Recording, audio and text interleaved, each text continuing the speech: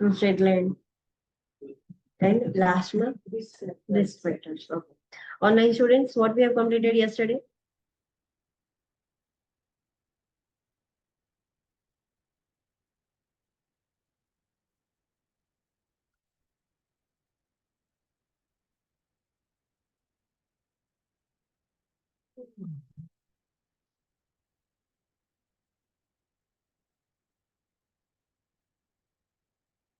Okay, so yesterday we have started new chapter, renal and urinary problems.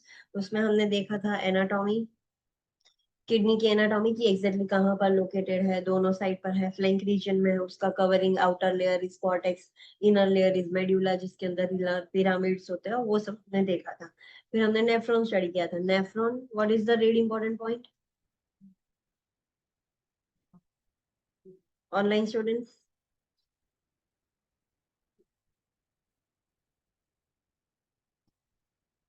Nephron are functional unit of the kidney. Yes, nephron के बगैर kidney कुछ नहीं है। So this are the functional unit. Nephron damage हो गया एक बार, then kidney fail. So this are the functional units of kidney. So nephron के बारे में हमने देखा था। नेफ्रॉन में ग्लोमेरुलस होता है, बाउमेंस कैप्सूल होता है, एंड ट्यूब्यूल होती है। ग्लोमेरुलस क्या है? What is glomerulus?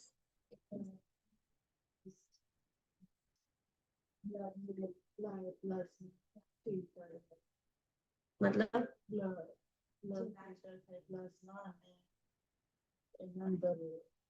એ તો લખ્યું છે, બટ એનો મતલબ શું? Online students, what is ગ્લોમેરુલસ?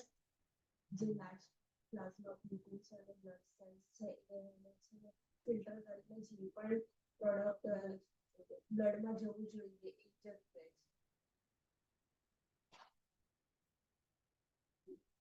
Water અને સોડિયમ। ओके, ग्लोमेरुलस एक टफ्ट ऑफ कैपिलरीज है, मतलब एक गुच्छा है कैपिलरीज का। जो आर्टरीज वेसल्स, जो रीनल आर्टरी है वो एंटर होती है, दैट इज एफेरेंट आर्टीरियल, और जो एग्जिट होती है दैट इज इफेरेंट। सो बीच में एक टफ्ट होता है जो ऐसे गुच्छा बन जाता है। सो उसमें फिल्ट्रेशन होता है, मतलब क्या कि जो लार्ज प्लाज्मा प्रोटीन्स है, ब्लड सेल्स है, वो बोमेन्स कैप्सूल में नहीं जाएंगे, नेफ्रॉन में नहीं जाएंगे, वो ब्लड में ही रहेंगे, ऐसे फिल्टर होगा। एंड जो स्मॉल वेस्ट प्रोडक्ट्स है, इलेक्ट्रोलाइट्स है, वाटर है, वो सब चला जाएगा आगे प्रोसेस होने के लिए। But large proteins and blood cells नहीं जाते किडनी के अंदर, वो ब्लड में ही रहते हैं। बट वो वहां से जब मूव करते हैं तब उसके आसपास ये जो चीजें हैं वो अंदर चली जाएगी बोमेन्स कैप्सूल में। But the large plasma protein and blood cells में प्लेटलेट्स, डब्ल्यूबीसी, आरबीसी सब आ गया, वो ब्लड में ही रहेगा, वो आगे नहीं जाएगा। ओके, देन आता है Bowman's capsule. What is Bowman's capsule?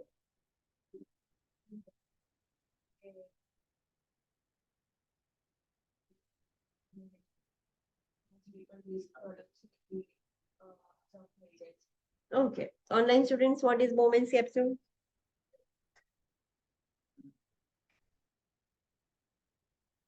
Around the glomerulus, one type double layer capsules also. Yes, एक डबल लेयर की वॉल जैसे ऐसी कैप्सूल है जो ग्लोमेरुलस को प्रोटेक्ट नहीं करती, उसके सराउंडिंग में है, उसके आसपास ऐसे है जो पूरा ऐसे गोल कवर करती है। एंड जो भी पार्टिकल्स, फ्लूइड्स है, वो सब जो ग्लोमेरुलस में से निकला वो सब रिसीव कर देगा, like electrolytes, glucose, amino acid, metabolic waste है, देन जो भी सब कुछ वेस्ट प्रोडक्ट है, मेडिकेशन का वेस्ट, सब कुछ वो बोमेन्स कैप्सूल रिसीव कर देगा। ओके, बोमेन्स कैप्सूल के बाद आता है ट्यूब्यूल्स। ट्यूब्यूल्स कितनी है, कौन से नेम्स है उसके?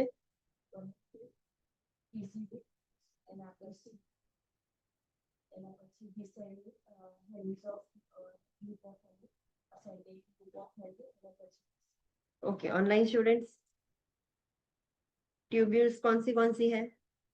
उसके बाद डीसीटी के बाद connecting tubule. Online students, tubules के अंदर पीसीटी है, देन लूप ऑफ हेनली है। लूप ऑफ हेनली के भी दो पार्ट्स है, descending loop of Henle, ascending loop of Henle, and then DCT, and then collecting tubule. Okay, so जैसे जैसे जो अंदर हम अभी यूरिन ही बोलेंगे, सो जैसे जैसे यूरिन फ्लो होगा उसमें पहले पीसीटी में सोडियम एंड वाटर रीएब्जॉर्प्शन हो जाएगा, मतलब ब्लड में चला जाएगा। सो प्रॉपरली सब कुछ रीएब्जॉर्प्शन की process PCT, loop of Henle and DCT तक ही होती है।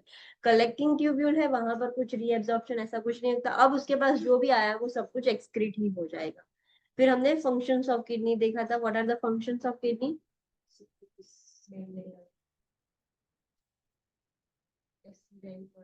हम्म hmm hmm yes yes. Metabolic waste product, सब मेडिकेशन का भी, मेटाबॉलिज्म का जो भी वेस्ट प्रोडक्ट है सब कुछ एक्सक्रीट करना. Then online students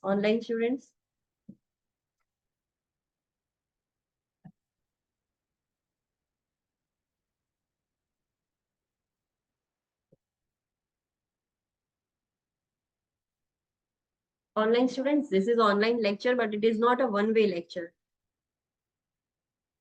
You have to participate in the lecture. फिर मैं बोलती रहूंगी, आप सो जाओगे, ऊपर से जाएगा, उसका कोई मतलब नहीं है.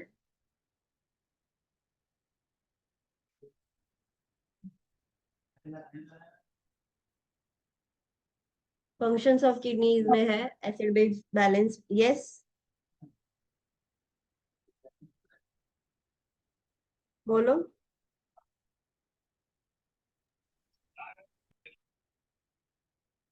Fluid and electrolyte balance control करे, रेनिन सिक्रीट करे, एरिथ्रोपोइटिन सिक्रीट करे for RBC production, acid base Yes. Balance maintain,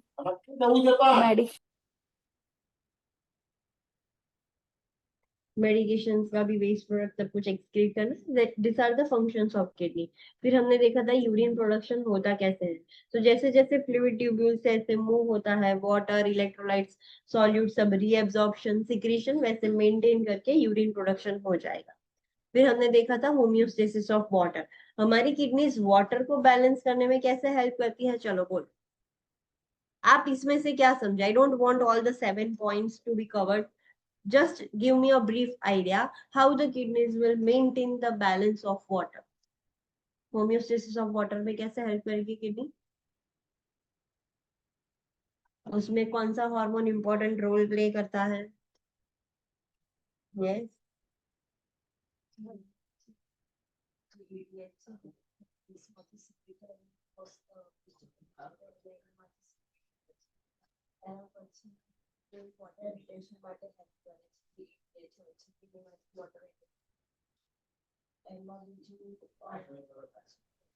When does it secrete?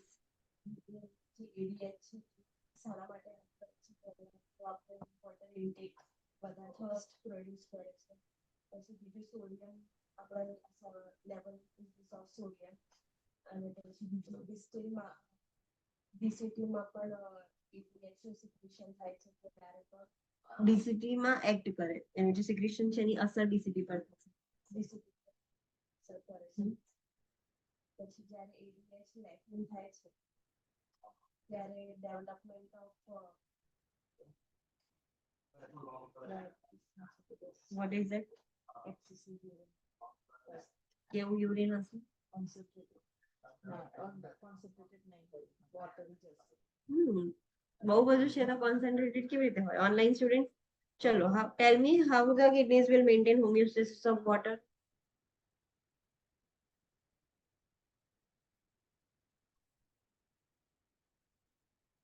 ADH hormone है, that is important hormone for maintaining the homeostasis of water.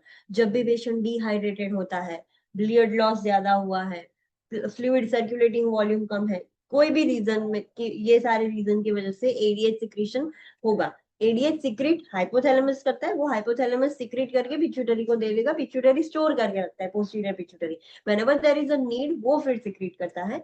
सो उसने ADH secrete किया, ADH सीधा affect करेगा kidneys पर, खास करके DCT में और वहां पर. सो एडीएच का काम क्या है? हमें थर्स्ट फील करवाना. सो थर्स्टी हमें फील होगा, हाइपोथैलेमस वर्क करेगा उस पर. देन सोडियम का रीएब्जॉर्प्शन करना, वाटर का रीएब्जॉर्प्शन करना, अल्टीमेटली वाटर बैलेंस हो गया. अब जब पेशेंट का एडीएच सिक्रीशन हाइपर सिक्रीशन हो जाता है, सो फ्लूइड अक्यूमुलेशन हो जाता है, ओवरलोड हो जाता है. जब हाइपो सिक्रीशन हो जाएगा then it will lead to diabetes insipidus. हमने ये देखा था, एडीएच अगर एक्सेस हो जाता है तो हम बोलते हैं syndrome of inappropriate anti diuretic hormone, excess ADH है. ADH डिक्रीज हो जाएगा तो DI हो जाएगा. DI is a condition in which the patient passes so much of urine, बहुत ज्यादा यूरिन पास करता है, और वो भी एकदम पानी जैसा डाइल्यूट यूरिन.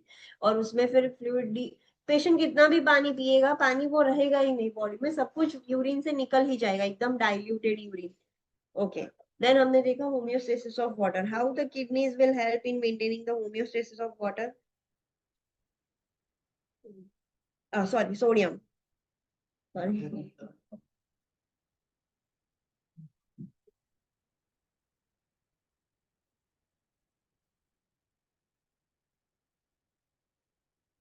चलो, कैसे मेंटेन करेगा kidneys.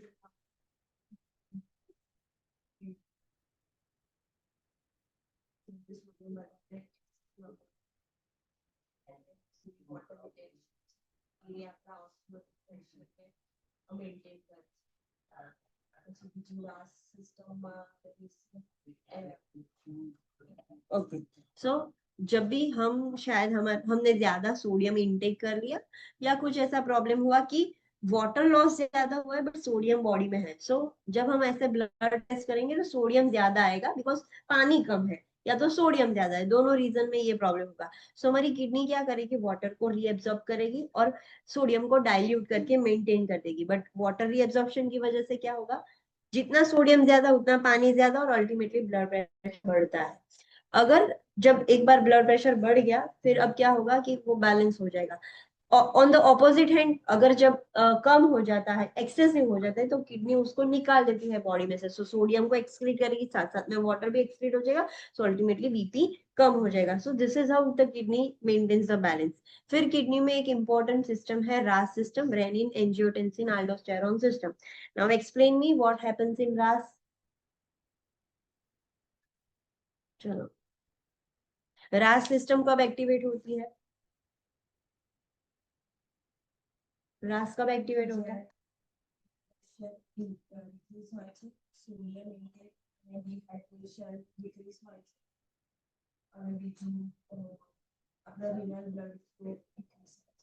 Okay. Okay.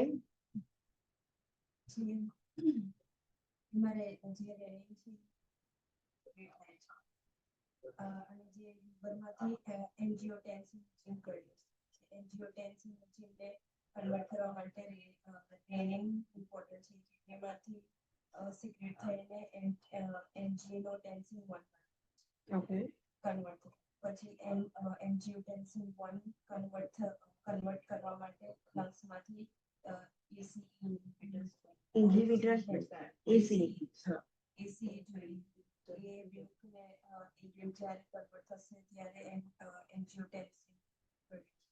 Okay.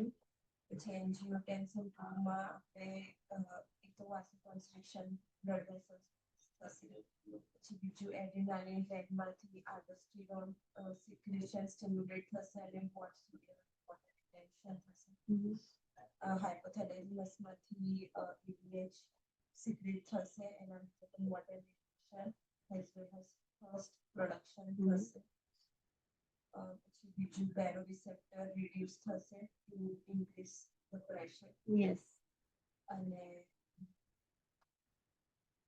Okay. So इतना मेन है. Online students, tell me about RAS. ACE सिर्फ लंग्स में नहीं होता, लंग्स एंड किडनी दोनों में.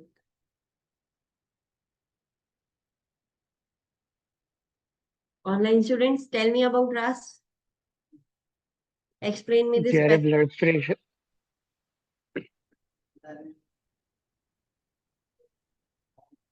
Yes, Harshil, I cannot hear you. જ્યારે બ્લડ પ્રેશર લો થશે, ડ્રોપ થશે, ત્યારે કિડની જે છે એ સેન્સ કરશે કે બ્લડ ફ્લો લો થયો છે, એના લીધે કિડની રેન રિલીઝ કરશે. એ રેનિન જે છે એ એન્જિયોટેન્સિનોજન કે જે પ્રોટીન છે બ્લડનું, એને એન્જિયોટેન્સિન 1માં કન્વર્ટ કરશે. દેન એન્ઝાઇમ એસી જે છે જે એન્જિયોટેન્સિન 1ને એન્જિયોટેન્સિન 2માં કન્વર્ટ કરશે.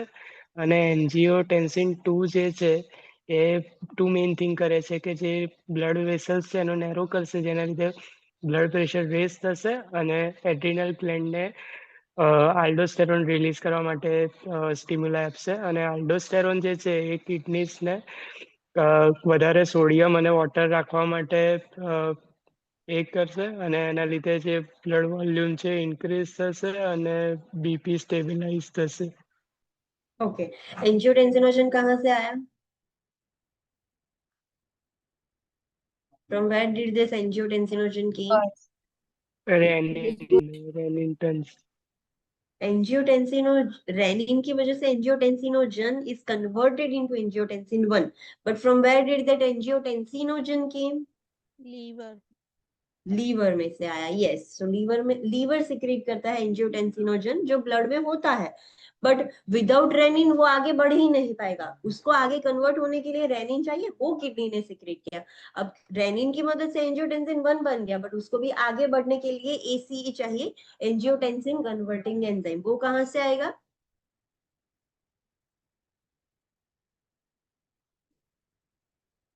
एसी कहां से आएगा? Liver and kidney, lungs and kidney. Lungs and kidney में से. सो जैसे जैसे वहां पर होता है वो प्रेजेंट ब्लड वेसल्स में, सो जैसे ब्लड वहां से फ्लो होगा लंग्स से और किडनी से, तो वो एसी रिलीज होगा. And then with the help of ACE angiotensin 1 is converted into angiotensin 2. Angiotensin 2 that is important vasoconstrictor. बहुत सारी चीजों पर उसका इफेक्ट देखने को मिलता है. लाइक किडनीज पर इफेक्ट होगा तो सोडियम रिटेंशन होगा, एक्टिविटी एक्सचेंज होगी कि सोडियम रिटेन होगा, पोटेशियम को एक्सक्रीट करने में हेल्प करेगा. एडीएच का सिक्रीशन होगा, बैरो रिसेप्टर की जो एक्टिविटी है वो कम कर देगा, वरना बैरो रिसेप्टर क्या करेंगे? ब्लड प्रेशर को बढ़ने नहीं देंगे.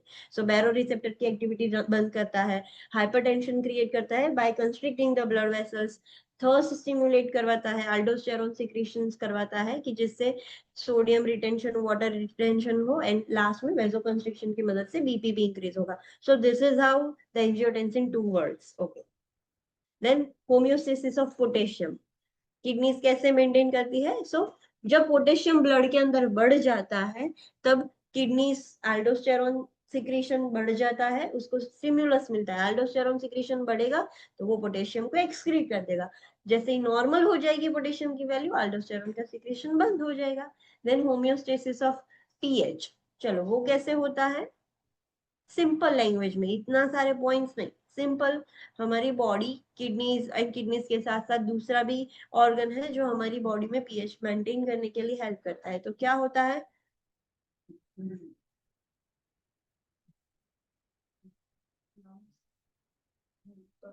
ओके, बट कैसे क्या होता है? What is the mechanism? What is the normal pH? Online students, 7.35. 7.45. Okay, this is the normal pH. अब पेशेंट को कुछ भी कंडीशन है, बहुत सारी कंडीशन हमने देखा था, why the patient will experience respiratory acidosis और मेटाबॉलिक एसिडोसिस. बहुत सारी कंडीशन है, वो कंडीशन की वजह से एसिड बिल्डअप बढ़ गया है बॉडी में, एसिडोसिस हो गया है. Acid will always we will consider as the H plus ion, hydrogen plus ion बढ़ गया है. अब हमारी बॉडी उसको बैलेंस करने के लिए बाइकार्ब सिक्रीट करती है, sodium bicarbonate, right. Sodium bicarbonate वो एसिड के साथ रिएक्ट करेगा और उसमें से क्या बनेगा? कार्बोनिक एसिड निकलेगा एंड सोडियम के सॉल्ट्स निकलेंगे. अब वो कार्बोनिक एसिड है, दो इट इज एसिड, बट उतना स्ट्रॉन्ग एसिड नहीं है लाइक अदर एसिड जो हार्मफुल है बॉडी के लिए, ऐसा नहीं है, बट फिर भी है तो एसिड बॉडी में रख नहीं सकते. अब वो कार्बोनिक एसिड कहाँ पर जाएगा? ब्लड में से होके लंग्स में जाएगा. लंग्स में वो कार्बोनिक एसिड स्प्लिट हो जाता है CO2 एंड H2O में. दोनों CO2 भी लंग्स बाहर निकाल देंगे, CO2 के साथ वाटर वेपर्स भी निकल गए, सो H2 एंड CO2 दोनों लंग्स में से निकल गया. So this is how we get rid of acid. Acid से रीड हो गई. अब किडनीज कैसे हेल्प करती है? ये तो लंग्स का देखा. किडनीज में क्या होता है कि जब एसिड बढ़ जाता है सो किडनीज एक्सचेंज में करती है. एसिड को बाहर निकालने के लिए सोडियम रिटेंशन करना होगा. जो भी पॉजिटिव आयन है like potassium is also responsible in acidosis, right? जो भी H प्लस आयन है या पोटेशियम है उसको एक्सक्रीट करेगा तो सामने कुछ एब्जॉर्ब करेगा. सोडियम रिटेंशन एंड पोटेशियम या जो भी एसिड है वो एक्सक्रीशन। अब वो डायरेक्टली तो निकल नहीं सकता, एसिड सीधा एसिड बाहर नहीं निकल सकता। सो उसके साथ क्या होगा, बाइंड अमोनिया। सो किडनीज हमारा वेस्ट प्रोडक्ट है अमोनिया, जो किडनी एक्सक्रीट करती है। सो वो एसिड या पोटेशियम जो भी है वो अमोनिया के साथ बाइंड हो जाएगा, and ammonia salts, potassium salts ऐसे फॉर्म में वो किडनी से बाहर निकल जाएगा। सो किडनी ऐसे एसिड को बॉडी से बाहर निकालती है, लंग CO2 के फॉर्म में एसिड को बाहर निकाल जाएगा। Got it?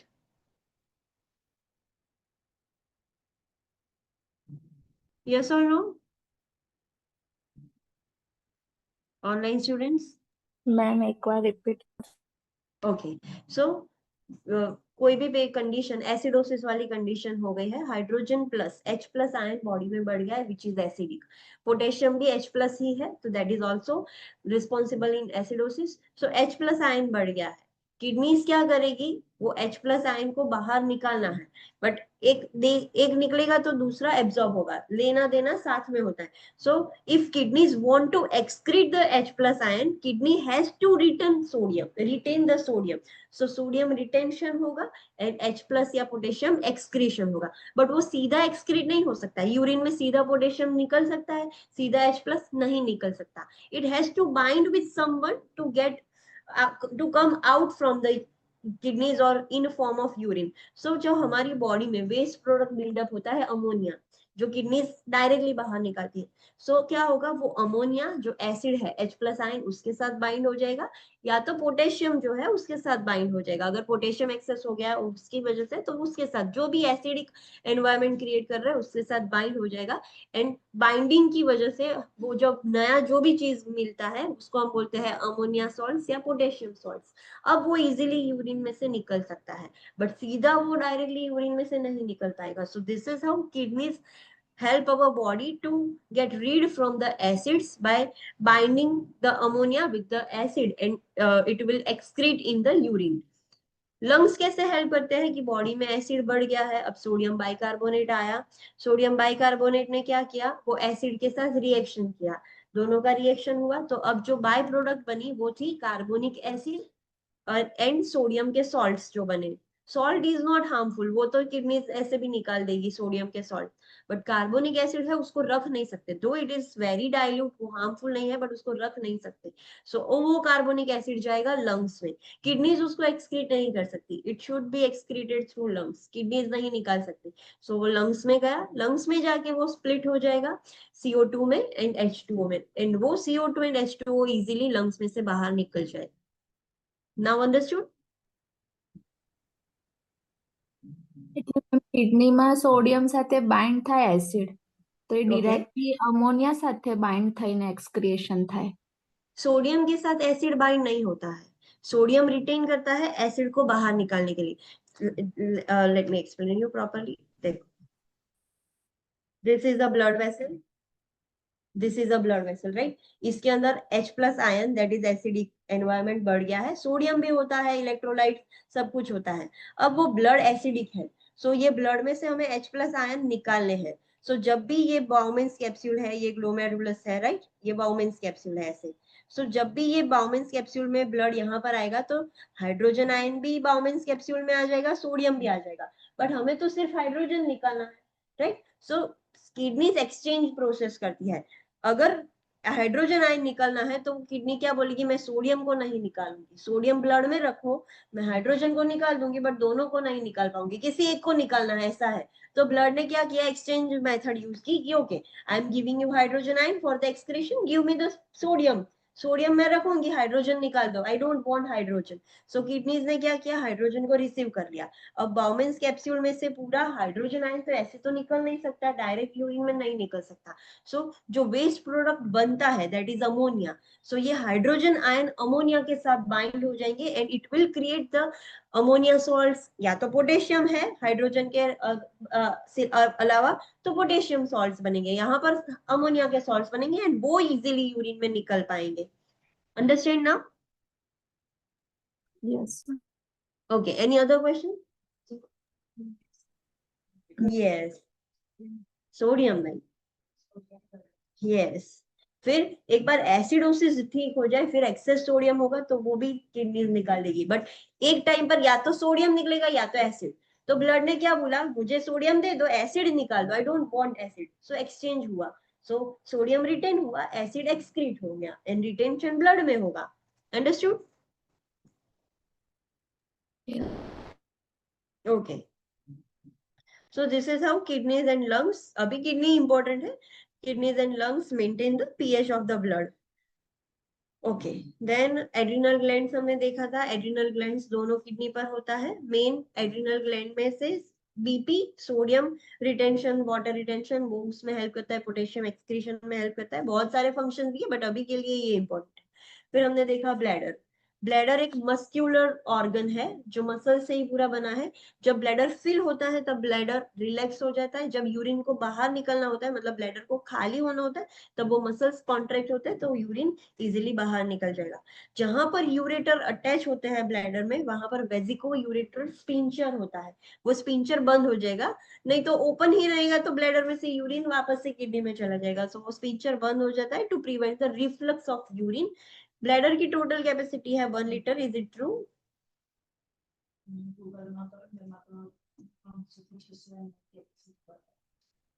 So why they are mentioning 1 liter?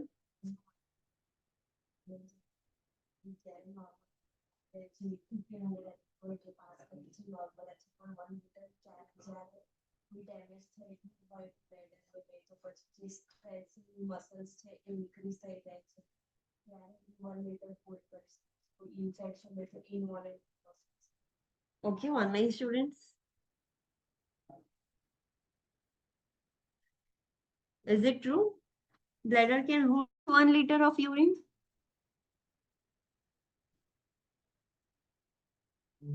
What is the normal capacity of bladder? 400. Average 100. 400. So हम देखते हैं 3 to 600, so average 400 ml capacity है। So जब भी 400 ml फील हो जाता है ब्लैडर, पर्सन को सेंसेशन आ जाता है that they want to urinate, but फिर भी if you have experience, हमें यूरिनेशन का सेंसेशन आ जाता है, फिर भी हम रोक सकते हैं। So मैक्सिमम 800 ml तक ब्लैडर होल्ड कर सकता है, बियॉन्ड 800 भी जा सकता है कभी कभार, बट जब उससे आगे जाएगा तब पेशेंट को पेन होता है, बहुत एक्सेसिव होल्ड करने के बाद patient will experience pain, and 1 litre तक maximum, not more than that. 1 litre के बाद ब्लैडर होल्ड ही नहीं कर पाता, बट नॉर्मल कैपेसिटी है 400, बियॉन्ड अगर हम उसको होल्ड करते हैं तो 800, बट एक्सेसिव सिचुएशन में 1 लीटर तक वो होल्ड कर पाता है, not more than that in any cases, but 1 liter तक भी जब होल्ड करने का ट्राई करेगा patient, then patient will experience the pain, बहुत पेन होगा पेशेंट को, and patient has to urinate. फिर अगर अब वो पेशेंट ट्राई करेगा तो वो होल्ड नहीं रह पाता है। सो टोटल कैपेसिटी ब्लैडर की 1 लीटर है, not more than that. Normal capacity 400, extend करे तो 800, एंड लास्ट में 1 litre, not more than that. So this is the correct measurement. Then prostate gland हमने देखा, that is present in males, वो urethra के आसपास होता है। उसका मेन काम क्या है कि जब भी जो स्पर्म्स इजेक्यूलेट होता है टेस्टिस में से, तो जो सीमेन होता है, सीमेन को अल्कलाइन बनाने में प्रोस्टेट हेल्प करता है। जब बीपीएच हो जाता है तो वो यूरेथ्रा बंद कर देगा। There is no any major role of prostate in urinary system, but it is located surrounding the urethra, that is why it is included in the urinary system. फिर हमने रिस्क फैक्टर्स देखे थे कि कौन से रिस्क फैक्टर्स ऐसे हैं कि जिसकी वजह से किसी पर्सन को रीनल के प्रॉब्लम्स हो सकते हैं। So it is due to age, advanced age, environmental chemical toxins, smoking, contact sports, DM, obesity, HTN, family history of renal disease, frequent UTI, heart failure, high sodium diet, medication, polycystic kidney disease, and trauma, urolithiasis and nephrolithiasis. These are the risk factors जिसकी वजह से kidney के problem होंगे। यहाँ तक किसी को कोई डाउट है? Okay, so let's start with the diagnostic test.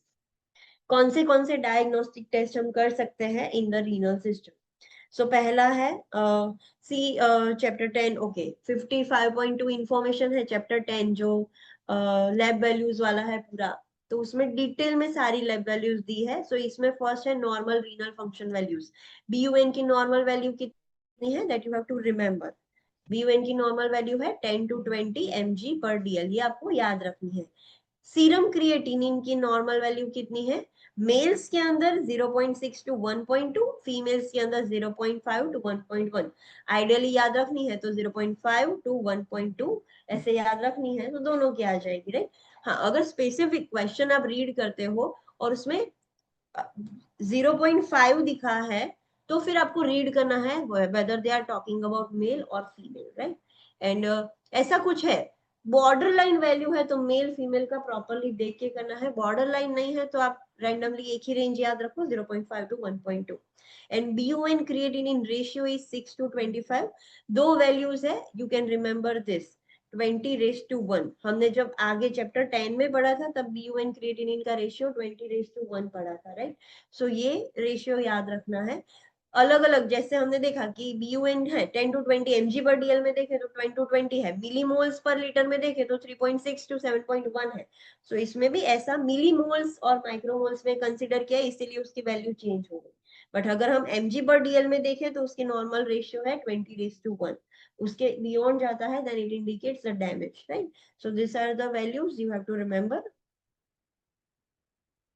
Okay, then let's see first जो डायग्नोस्टिक टेस्ट है that is serum creatinine level. Creatinine level से हमें पता चल जाता है किडनी फंक्शन कैसा है. So this is a test that measures the amount of creatinine in the serum, that is blood. Blood के अंदर कितना creatinine है वो मेजर करते हैं हम ये टेस्ट से. क्रिएटिनिन क्या है? It is an and product of protein and muscle metabolism. जब हम प्रोटीन खाते हैं या हमारी एक्टिविटी, हमारी बॉडी जो है मूवमेंट करती है, it is made up of muscles, so उसमें से जो मेटाबॉलिज्म वेस्ट प्रोडक्ट निकलता है that is creatinine. And kidney has to remove that creatinine from the blood. But जब रिमूव नहीं हो पाता तो ब्लड में अक्यूमुलेट होता है एंड उससे पता चल जाता है कि किडनी डैमेज हो गई है. सो एनालिसिस कैसे करेंगे हम क्रिएटिनिन लेवल में? So creatinine level reflects the glomerular filtration rate, GFR. जितना क्रिएटिनिन ज्यादा उतना GFR कम. GFR अच्छा होता, ग्लोमेरुलर फिल्ट्रेशन रेट अच्छा होता तो क्रिएटिनिन निकल जाता, बट वो निकल नहीं रहा है बिकॉज GFR कम हो गया है. सो वो डायरेक्टली रिफ्लेक्ट करता है GFR. Kidney disease is the only pathological condition that increases the serum creatinine level. एक ही कंडीशन ऐसी है जिसमें ब्लड में क्रिएटिनिन बढ़ जाता है, that is the kidney disease. जब किडनी खराब हो जाएगी तब ब्लड में क्रिएटिनिन बढ़ जाएगा.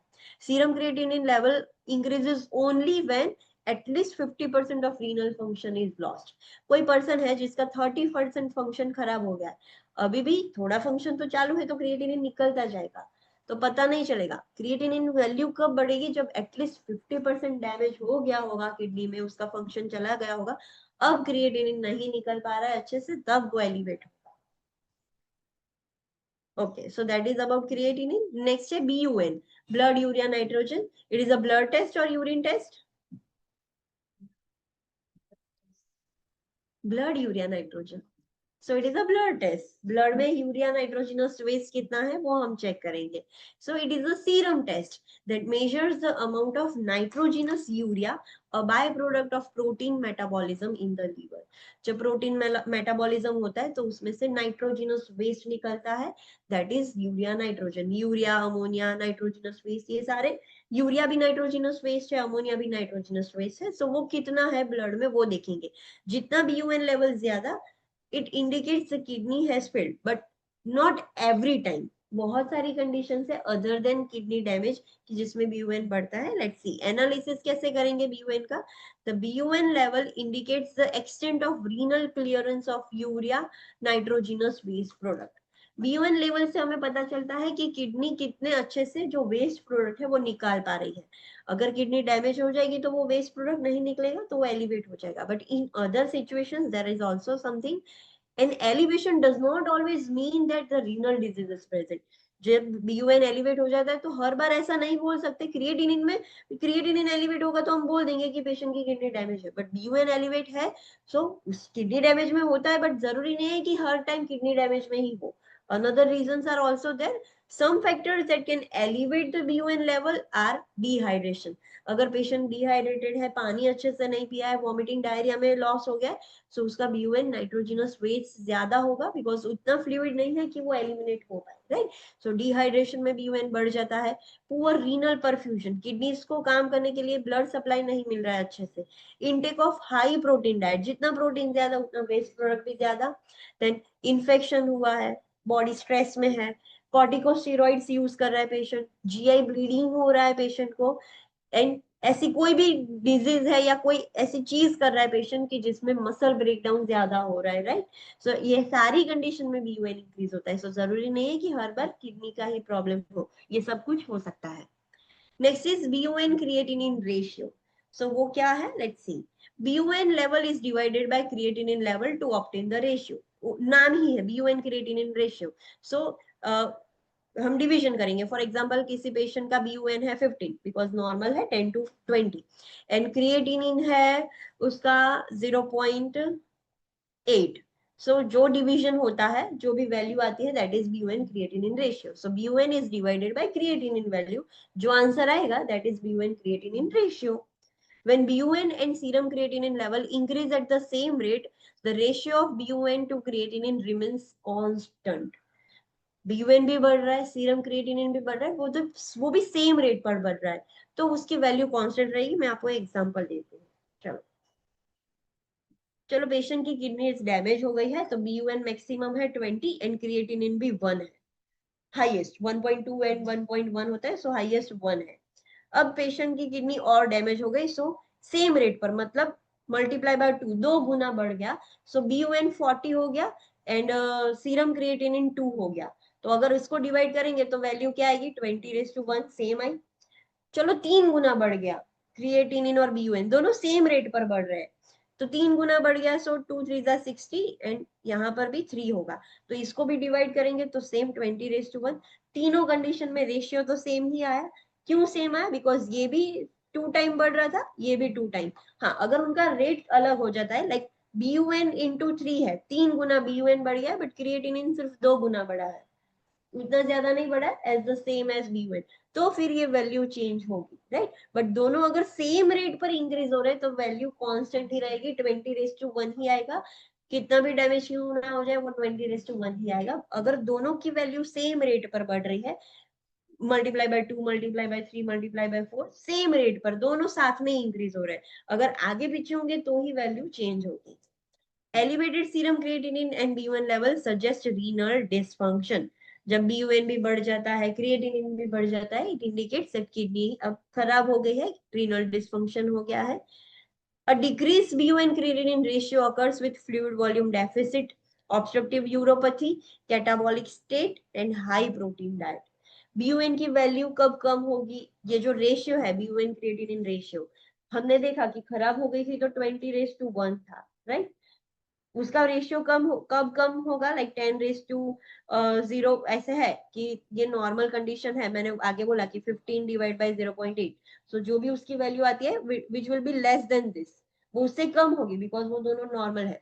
सो जब वो कम होता है, BUN क्रिएटिनिन रेशियो जब डिक्रीज होता है, तो उसका मतलब क्या, कब डिक्रीज होता है, कौन सी कंडीशंस में BUN क्रिएटिनिन का लेवल डिक्रीज होगा, whenever there is a fluid volume deficit, जब fluid volume deficiency होगी तब obstructive uropathy होगा। What is this obstructive uropathy?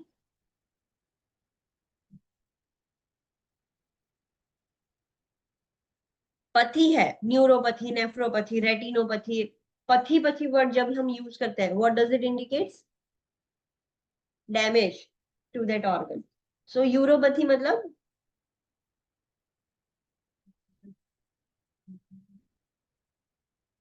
damage to the kidneys, right? क्यों हुआ, due to online students,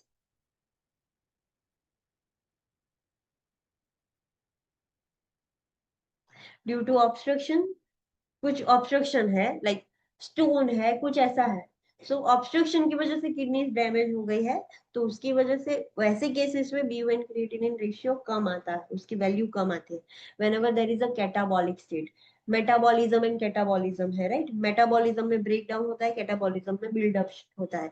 so whenever there is a catabolic state in our body, तब वो दोनों की वैल्यू रेशियो कम हो जाएगा। पेशेंट ने हाई प्रोटीन डाइट लिया है, तब भी BUN क्रिएटिनिन का रेशियो कम आएगा। An increase in BUN creatinine ratio occurs with the fluid volume excess. जब fluid volume excess हो जाता है, तब BUN creatinine का ratio elevated आएगा। Okay. नेक्स्ट है यूरिन एनालिसिस। यूरिन एनालिसिस हमें सबको पता है, जो यूरिन रूटीन माइक्रो टेस्ट हम जो करते हैं, urine routine micro, that is the urine analysis. For urine analysis let's see 55.1 कौन से यूरिन एनालिसिस में क्या क्या चीजें चेक की जाती है। सो फर्स्ट तो उसका कलर चेक किया जाता है, it is pale yellow, amber yellow, जो भी हम रखते हैं। अगर वो बहुत ज्यादा मतलब व्हाइट की तरफ है then it indicates overhydration, बहुत ज्यादा येलो है, फिर ऑरेंज कलर है, डार्क कलर है, सो ये सारे एबनॉर्मल कलर्स हुए। नॉर्मल कलर सिर्फ पेल येलो या एम्बर येलो नॉर्मल कलर है। उसकी ओडर, यूरिन की स्मेल होती है, so it is specific aromatic odour similar to ammonia. Ammonia के जैसे स्मेल आती है, so urine it is not a odourless, odour होगी। पीएच, यूरिन की पीएच, यूरिन कितना एसिडिक होता है, सो 4 to 8 उसकी पीएच है। ऑस्मोलालिटी मतलब कॉन्सेंट्रेशन यूरिन का 300 to 1300 मिली ऑस्मोल्स पर केजी उसकी कॉन्सेंट्रेशन है। Specific gravity that also indicates the concentration, so कितना डाइल्यूट यूरिन है, कितना कॉन्सेंट्रेटेड है। ऑस्मोलारिटी में मतलब कितने अंदर इलेक्ट्रोलाइट्स और वो प्रेजेंट होगा, जिसकी वजह से स्पेसिफिक यूरिन ग्रेविटी हमें पता चलेगी। So you have to remember this value, आपको ये याद रखना होगा। लाइक कलर उसका नॉर्मल याद रखना होगा, उसकी ओडर याद रखनी होगी which is ammonia like odour, उसकी पीएच पता होनी चाहिए, उसकी स्पेसिफिक ग्रेविटी पता होनी चाहिए। ऑस्मोलारिटी याद नहीं लाएगी तो चलेगा। Specific gravity 1.003 to 1.03। In dehydration, specific gravity decreases.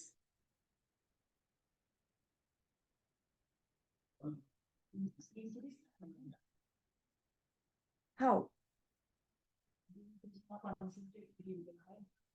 Online students, the lakshyu can.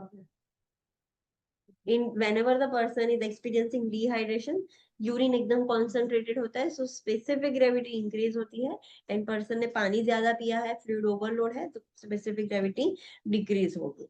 Glucose urine में नहीं होता है, it should be negative. Positive है, it indicates diabetes, right? It should not be present in urine, so glucose negative होना चाहिए। Ketones negative होना चाहिए, positive है तो डीके हो गया। प्रोटीन यूरिन में नहीं होना चाहिए, है तो किडनी डैमेज है। बिलीरुबिन किडनीज में नहीं होना चाहिए, it should be negative. Cast, cast मतलब जो भी वेस्ट प्रोडक्ट के जो क्रिस्टल्स बन जाते हैं, that is the cast, it should be negative, वो नहीं होना चाहिए। बैक्टीरिया नहीं होना चाहिए, या तो कुछ है तो छोटे छोटे अमाउंट में चलेगा, like less than 1000 per ml। 1 ml में 1000 से भी कम बैक्टीरिया है तो ओके, इट इज कंसिडरेबल, जिसको हम ऐसा बोलते हैं एसिम्टोमेटिक बैक्टीरिया। यूरिन में बैक्टीरिया है बट पेशेंट को यूटीआई के सिम्टम्स नहीं है, बट आइडियली वो नहीं होने चाहिए, है तो इतने से कम होने चाहिए। हीमोग्लोबिन नहीं होना चाहिए यूरिन में। Myoglobin that is the muscle protein, वो भी नहीं होना चाहिए। कल्चर फॉर ऑर्गेनिजम्स, कोई ऑर्गेनिजम्स भी नहीं होने चाहिए।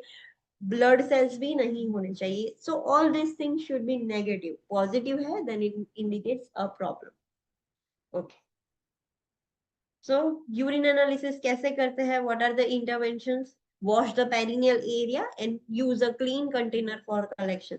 आपने कभी यूरिन सैंपल दिया होगा या तो पेशेंट से लिया होगा, तो आपको पता होगा कि कैसे करते हैं। सो पेरिनियल एरिया क्लीन करना होता है सिंपली, एंड एक clean container, not a sterile container. Urine के आपने देखे होंगे 2 कंटेनर आते हैं, एक प्रॉपर पैक किया होता है, एक विदाउट पैकेजिंग सिर्फ कंटेनर होता है। सो क्लीन कंटेनर यूज करना है in urine analysis. Obtain 10 to 15 ml of first morning voiding if possible. Possible है तो पेशेंट का पहले से प्लानिंग है कि यूरिन एनालिसिस करना है, तो फर्स्ट मॉर्निंग का जो वॉइडिंग है वो लेना है। रैंडमली पेशेंट सैंपल देने आए तो कोई भी चलेगा, बट अगर प्लानिंग है तो first morning sample which is the best. Refrigerating samples में ऑल्टर द स्पेसिफिक ग्रेविटी, हम वो सैंपल को रेफ्रिजरेट नहीं कर सकते, रेफ्रिजरेट करने से स्पेसिफिक ग्रेविटी ऑल्टर हो जाती है, बढ़ जाती है। सो फॉल्स रिजल्ट्स आएंगे। If client is menstruating, note this on the laboratory requisition form. अगर फीमेल क्लाइंट है, उसके ऑलरेडी मेंसेस चल रहे हैं, सो लेबोरेटरी फॉर्म में लिखना होगा that patient is having menstruation, because menstruation की वजह से वो ब्लड पॉसिबल है कि यूरिन के साथ मिक्स हो जाए, तो फॉल्स रिजल्ट आएंगे that RBCs are present in the urine. तो वो क्यों है, कोई प्रॉब्लम नहीं है, that is because of menstruation, so वो लिखना पड़ेगा।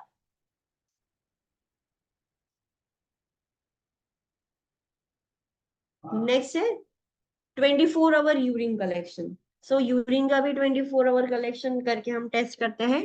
Check with the laboratory about specific instructions for the client to follow such as dietary और medication restriction. हाँ, डॉक्टर ने बोला है कि ये पेशेंट का 24 आवर यूरिन कलेक्शन टेस्ट करना है, तो पहले उनसे पूछ लेना है कि कुछ डाइट स्पेसिफिकेशन करना है कि ये खा सकते हैं, ये नहीं खा सकते, कोई मेडिसिन ले सकते हैं, नहीं ले सकते, ऐसा कुछ है तो पहले से ही क्लाइंट को इंस्ट्रक्ट कर दो, डॉक्टर से पूछ कर. नहीं है तो चलेगा. Then instruct the client about urine collection.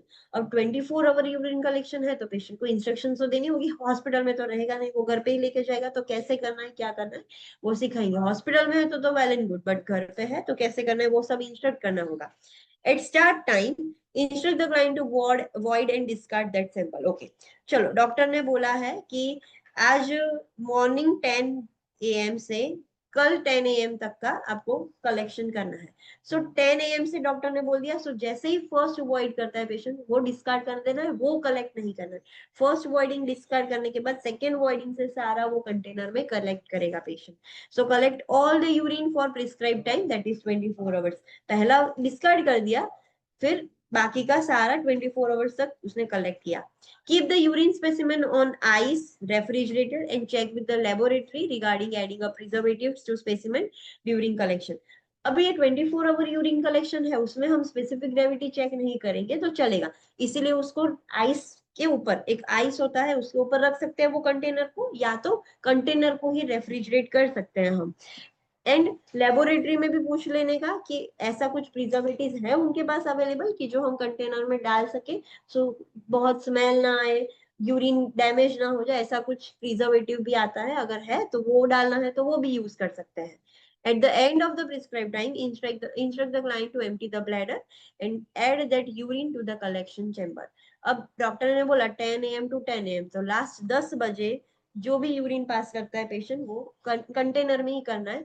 उसके बाद का जो भी यूरिन है वो ऐड नहीं करना है. जो प्रिस्क्राइब टाइम था उसमें जो लास्ट यूरिन होता है वो ही कलेक्ट करना है, फिर बंद कर देना है. सो ऐसे 24 आवर्स तक यूरिन कलेक्ट करके फिर उसको लैब में भेजना होगा. हॉस्पिटलाइज है तो हॉस्पिटल में भी फिर हमें लैब में भेजना पड़ेगा, एंड वो फिर उसका टेस्ट करेंगे, एनालिसिस करेंगे. Okay, so let's take a short break. उसके बाद हम देखेंगे specific gravity determination.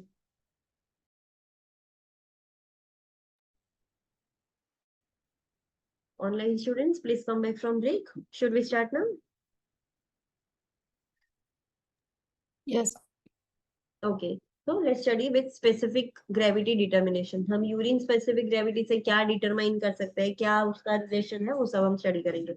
So specific urine determination is a urine test. It is not a blood test, right? So it is a urine test that measures the ability of the kidney to concentrate the urine. Urinary specific gravity से हमें पता चलता है कि हमारी kidneys की कितनी ability है कि वो यूरिन को कितना कॉन्सेंट्रेट कर सकती है, डिपेंडिंग ऑन द सिचुएशन.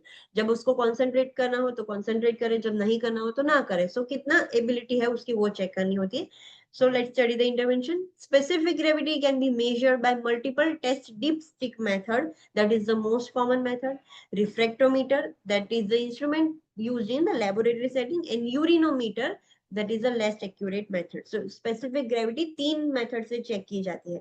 एक है डिपस्टिक मेथड. डिपस्टिक मतलब जैसा लिटमस पेपर वाला जो हम पीएच चेक करते हैं, वैसे ही एक पेपर होता है जिसको डिप करना होता है, और उसमें जो भी वैल्यू है that is the concentration of urine. That is the most common method, सब जगह पर ये यूज होती है. देन दूसरी मेथड है रिफ्रैक्टोमीटर. एक डिवाइस जैसा होता है जो लैब्स में ही होता है स्पेसिफिकली. वो डिवाइस जैसे यूरिन में इंसर्ट करेंगे, यूरिन की ग्रेविटी कॉन्सेंट्रेशन पता चल जाएगा. That is refractometer. And next है यूरिनोमीटर. उससे भी यूरिन की स्पेसिफिक ग्रेविटी पता चलती है, बट उतनी एक्यूरेट नहीं आती है. सो तीन मेथड्स हैं. Factors that interfere with an accurate reading include radio-opaque contrast agent, glucose and proteins. Yes. कौन से ऐसे फैक्टर्स है जिसकी वजह से एक्यूरेट रीडिंग शायद ना आ सके. तो फॉर एग्जांपल पेशेंट की बॉडी में डाई इंजेक्ट किया है, रेडियोपेक कॉन्ट्रास्ट डाई डाली है, और उसके बाद वो यूरिन पास करेगा तो उसके एक्यूरेट रिजल्ट नहीं आएंगे. या तो यूरिन में ग्लूकोज आ रहा है, प्रोटीन आ रहा है, तो एक्यूरेट कॉन्सेंट्रेशन नहीं आ पाएगा. कोल्ड स्पेसिमेन में प्रोड्यूस फॉल्स हाई रीडिंग. अगर यूरिन को रेफ्रिजरेट किया, ठंडा है, तो उसकी वजह से हाई रीडिंग्स आ सकते हैं. Normal random reference interval is 1.003 to 1.03 and may vary depending on the laboratory. This is the normal reference value, but आपने देखा होगा कि हर लैब की नॉर्मल रेफरेंस वैल्यू थोड़ी वेरिएशन होता है, so it may very, but normal ये याद रखनी है. An increase in urine specific gravity, that is more concentrated urine. Urine specific gravity ज्यादा है, मतलब यूरिन बहुत concentrated है. कौन सी कंडीशंस में होता है? When occurs with the insufficient fluid intake, पानी कम पिया है, डिक्रीज रीनल परफ्यूजन, किडनीज को ब्लड सप्लाई अच्छे से नहीं मिल रहा है, सो ब्लड जाएगा ही नहीं आगे. And increase ADH, anti diuretic hormone बढ़ गया, सो यूरिन रिटेन हो, वो बाहर नहीं जाएगा, तो जितना जाएगा उतना कॉन्सेंट्रेटेड निकलेगा. और डिक्रीज इन स्पेसिफिक ग्रेविटी मतलब एकदम बहुत ही dilute urine, less concentrated urine कब होता है? विद इंक्रीज फ्लूइड इनटेक, जब पानी ज्यादा पिया हो या तो डायबिटीज इंसिपिडस हो, मतलब excessive insufficient ADH secretion. It may also indicate renal disease or kidney's ability to concentrate urine. जरूरी नहीं है कि हर बार वो नॉर्मल हो. समटाइम्स पेशेंट को किडनी का डैमेज हुआ हो तो भी किडनीज यूरिन कॉन्सेंट्रेट नहीं कर पाती. किडनीज का काम क्या है? जो ब्लड आता है, जो फ्लूइड निकल रहा है, उसमें से जितना चाहिए उतना रखना है, बाकी का वेस्ट निकालना है. बट किडनी खराब हो जाएगी तो जैसा आया वैसा ही निकाल दिया, उसने कुछ एक्शन वर्क किया ही नहीं. सो जब किडनी डिजीज हो तो वो एबिलिटी उसकी चली जाएगी कॉन्सेंट्रेट करने की यूरिन, तब भी यूरिन स्पेसिफिक ग्रेविटी डिक्रीज हो जाती है. नेक्स्ट है urine culture and sensitivity testing. So bacteria present होगा तो हम यूरिन का कल्चर करेंगे एंड सेंसिटिविटी टेस्टिंग करेंगे. सो उसमें क्या होता है? एक ये यूरिन टेस्ट है, यूरिन का ही सैंपल लिया जाएगा that identifies the presence of micro organism, जिसको हम कल्चर बोलते हैं, and determines the specific antibiotics to treat the existing microorganism, that is the sensitivity test appropriately. So जब यूरिन को कलेक्ट करते हैं, उसको उसके अंदर के माइक्रो ऑर्गेनिजम्स को हम ग्रो होने देंगे तो हम बोलेंगे कल्चर टेस्ट किया. सेंसिटिविटी टेस्ट में अब हमें माइक्रो ऑर्गेनिज्म पता चल गया कि ये है, so different types of antibiotics होगा. कौन सी एंटीबायोटिक ये माइक्रो ऑर्गेनिज्म को असर कर रही है, that is called a sensitivity test. अगर आपने किसी का भी सेंसिटिविटी टेस्ट देखा होगा तो लिस्ट ऑफ एंटीबायोटिक्स होगी और उसमें लिखा होगा resistant, sensitive, resistant, sensitive. Resistance है मतलब वो एंटीबायोटिक यूज करने से बैक्टीरिया को कुछ हो नहीं रहा है. सेंसिटिव है मतलब ये एंटीबायोटिक यूज करने से बैक्टीरिया को हो रहा है कुछ, तो वो फिर हम एंटीबायोटिक ट्रीटमेंट में यूज कर सकते हैं. इंटरवेंशंस होता क्या है? अब कल्चर है तो हमें स्टेराइल कलेक्टिंग मतलब कंटेनर चाहिए होगा, क्लीन नहीं चलेगा. So clean the perineal area and urinary meters with bacteriostatic solution. So जो भी पेशेंट का सैंपल लेना है उसका पेरिनियल एरिया, जो यूरिनरी ओपनिंग है यूरेथ्रा का, सो यूरिनरी मीटर्स, वो दोनों क्लीन करना है. किससे? बैक्टीरियोस्टेटिक सॉल्यूशन, ऐसा सॉल्यूशन कि जिससे बैक्टीरिया मर जाए, मतलब स्टेबिलाईज हो जाए, ऐसे सॉल्यूशन से क्लीन करना है. Then collect the mid stream sample in a sterile container. Normal जो सैंपल लेते हैं यूरिन एनालिसिस, उसमें भी मिड स्ट्रीम सैंपल ही लेते हैं, पहले का थोड़ा जाने देते हैं, फिर बीच का सैंपल लेते हैं, लास्ट का डिस्कार्ड करते हैं. सो इसमें भी सेम मिड स्ट्रीम सैंपल लेना है बट स्टेराइल कंटेनर में. क्लीन कैच स्पेसिमेन लेना है. क्लीन कैच मतलब कहीं पे भी वो टच नहीं होना चाहिए. if the client is unable to obtain a clean catch specimen or specimen obtained by straight catheterization may be prescribed. अगर पेशेंट लाइक ओल्डर पेशेंट है, उनको क्लीन कैच स्पेसिमेन लेना नहीं आता है, we have to advise them कि ये जो कंटेनर है कहीं पर भी टच नहीं होना चाहिए, सीधा यूरिन अंदर आपको कलेक्ट करना है. That is the clean catch specimen, कहीं पर भी कंटामिनेट नहीं हुआ. बट पेशेंट को आ नहीं रहा है अच्छे से, लाइक टच हो रहा है, ऐसा कुछ हो रहा है, तो फिर हम straight catheterize K90 single Newman catheter use करके सीधा यूरिन लेके फिर डिस्कार्ड कर देंगे कैथेटर को. Send the collected specimen to the laboratory immediately. Immediately हमें वो send करना होगा. Identify any sources of potential contaminants during the collection of specimen, such as hand, skin, clothing, hair, vaginal or rectal secretions. If contamination occurs, the specimen is discarded and new specimen needs to be collected. We have to identify कि जब urine का specimen लिया तब वो contaminate तो नहीं हुआ है, हाथ से टच हो गया है, स्किन टच हो गई है पेरिनियल एरिया की, या तो वहां के hair, clothes, discharge, rectal secretion, vaginal secretion, कुछ भी वहां पर टच हुआ होगा तो वो सैंपल अब लाइक स्टेराइल नहीं है, तो फिर अब हमें उसको डिस्कार्ड कर देना है, नया सैंपल लेना पड़ेगा. Urine from the client who drank a very large amount of fluid may be too dilute to provide a positive culture. Yes, अगर कोई पेशेंट है जिसने पानी बहुत पिया है यूरिन सैंपल देने से पहले, तो अब उसका जो यूरिन होगा वो एकदम डाइल्यूट होगा, सो उसके अंदर माइक्रो ऑर्गेनिजम्स भी कम लगेंगे हमें, सो फिर वो it is too dilute to provide a positive culture. So बहुत डाइल्यूट है तो अच्छे से पॉजिटिव कल्चर नहीं आएगा, नॉर्मल यूरिन होगा तभी पॉजिटिव आ पाएगा, ज्यादा है तो फिर पॉजिटिव कल्चर आना प्रॉब्लम हो जाएगा। ओके, नेक्स्ट है creatinine clearance test.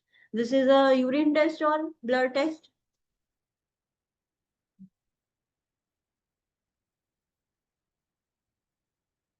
Online students, urine इसमें ब्लड का भी सैंपल लेना पड़ता है, यूरिन का भी लेना पड़ता है, दोनों सैंपल लेंगे। सीरम क्रिएटिनिन में सिर्फ ब्लड, इसमें दोनों सैंपल लेने होंगे। कैसे वर्क करता है, let's see. The creatinine clearance test evaluate how well the kidney remove creatinine from the blood and is an estimate of glomerular filtration rate. नाम ही है क्लियर क्रिएटिनिन क्लियरेंस टेस्ट, मतलब किडनी कितने अच्छे से क्लियर कर रही है क्रिएटिनिन, उसका टेस्ट। तो उसमें हमें क्या करना होगा, the test include obtaining a blood sample and a timed urine specimen. So blood sample भी लेना है एंड टाइम्ड यूरिन स्पेसिमेन, मतलब डॉक्टर्स क्या बोलते हैं पेशेंट को 24 आवर्स के लिए यूरिन का कलेक्शन करवाएंगे। सो 24 आवर पेशेंट ने यूरिन कलेक्ट किया, जैसे ही लास्ट सैंपल दिया पेशेंट ने 10 AM टू 10 AM था, सो लास्ट 10 बजे उसने यूरिन का सैंपल दिया, फिर हम उसका ब्लड का सैंपल लेंगे। आइडियली 24 घंटे में क्रिएटिनिन ब्लड में से निकलना चाहिए, फिर ब्लड में कितना है यूरिन में कितना आया वो देखने के लिए ब्लड भी लेना होगा। अगर यूरिन में नहीं है ब्लड में ज्यादा है, मतलब किडनी क्लियर नहीं कर पा रही है। यूरिन में नहीं है ब्लड में भी नहीं है, मतलब पेशेंट के बॉडी में उतना क्रिएटिनिन ही नहीं था, दैट इज वाई दोनों सैंपल लेने हैं। सो एक टाइम्ड यूरिन स्पेसिमेन 24 घंटे के लिए जो पेशेंट ने यूरिन का स्पेसिमेन दिया है, जैसे ही वो दे दे उसके बाद ब्लड का भी सैंपल लेना पड़ेगा। Blood is drawn when the urine specimen collection is complete, बीच में नहीं ले सकते। लाइक पेशेंट को बोला 10 AM to 10 AM urine collect करना है, तो बीच में लाइक हमने कलेक्ट कर दिया blood, no, don't do that. Blood का सैंपल कब लेना है, जब यूरिन कलेक्शन का सैंपलिंग कंप्लीट हो जाए तभी ब्लड का सैंपल लेना है। The urine specimen for the creatinine clearance is usually collected for 24 hours. Normally ये क्रिएटिनिन क्लियरेंस टेस्ट करना हो तो पेशेंट को बोलते हैं 24 आवर्स के लिए ही यूरिन कलेक्ट करें, but sometimes for shorter periods such as 8 to 12 hours could also be prescribed। 24 hours generally बोलते हैं, बट कभी कभार लाइक थोड़े टाइम के लिए भी है तो 8 to 12 आवर्स का कलेक्शन करके भी हम ये ब्लड टेस्ट करके ये कर सकते हैं। This is the red important point for you to remember. The creatinine clearance test provides the best estimate of GFR. Creatinine clearance test से हमें प्रॉपर एक्यूरेट पता चलेगा कि जीएफआर कितना है। The normal GFR is 125 ml per minute in young adult। मतलब क्या कि एक मिनट में हमारी बॉडी हमारी किडनीज 125 ml ब्लड फिल्टर कर सकती है, क्लीन कर सकती है, right. So this is the normal GFR for young adult. जैसे जैसे एज होती है the GFR decreases with the age, that is 10% for each decade। by the age 65 the GFR is approximately 65 ml per minute। so जैसे जैसे किसी person की as बढ़ती है हर 10 साल में, डेकेड मतलब एज ऑफ 10 years, सो 2000 से लेके 2010 ऐसे पूरा 10 years में 10% जीएफआर कम हो जाएगा। सो 125 में से 115 हो जाएगा, फिर 105, देन 95, 85, 75, 65 ऐसे 10% कम होता जाएगा। सो जब पेशेंट 65 ईयर्स का पहुंच जाता है तब उसका जीएफआर होता है 65 ml पर minute. That is completely absolutely normal because of ageing ये कम हुआ है। सो आइडियली 65 की एज में 65% किडनी काम करती है। सो एक मिनट में अब 65 ml ब्लड ही फिल्टर हो सकता है। इंटरवेंशन क्या करेंगे क्रिएटिनिन क्लियरेंस टेस्ट में, encourage fluid before and during test. Patient को बोलना है टेस्ट देने से पहले, मतलब ये जो यूरिन सैंपल 24 घंटे के लिए चलेगा, तो पहला सैंपल देने से पहले भी पानी पियो and during the test 24 hours के लिए अच्छा पानी पियो तो यूरिन प्रोडक्शन होगा, राइट। सो 24 घंटे में आप अच्छे से सैंपल दे पाओगे, वरना पेशेंट पानी नहीं पिएगा तो सैंपल भी ज्यादा नहीं मिलेगा। Instruct the client to avoid caffeinated beverages during testing. ये जो 24 घंटे यूरिन कलेक्शन होता है, so during that time patient को बोले कैफीन ज्यादा नहीं लेना है।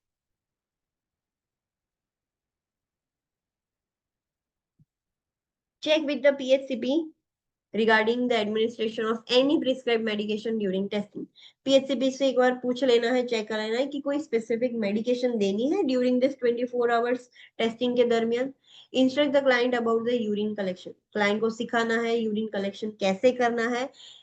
At the start time, ask the client to void or empty the tubing and drainage bag if the client has a urinary catheter and discard the first sample. जैसा हमने पहला देखा कि पहला सैंपल नहीं लेना है, वो डिस्कार्ड कर देना है.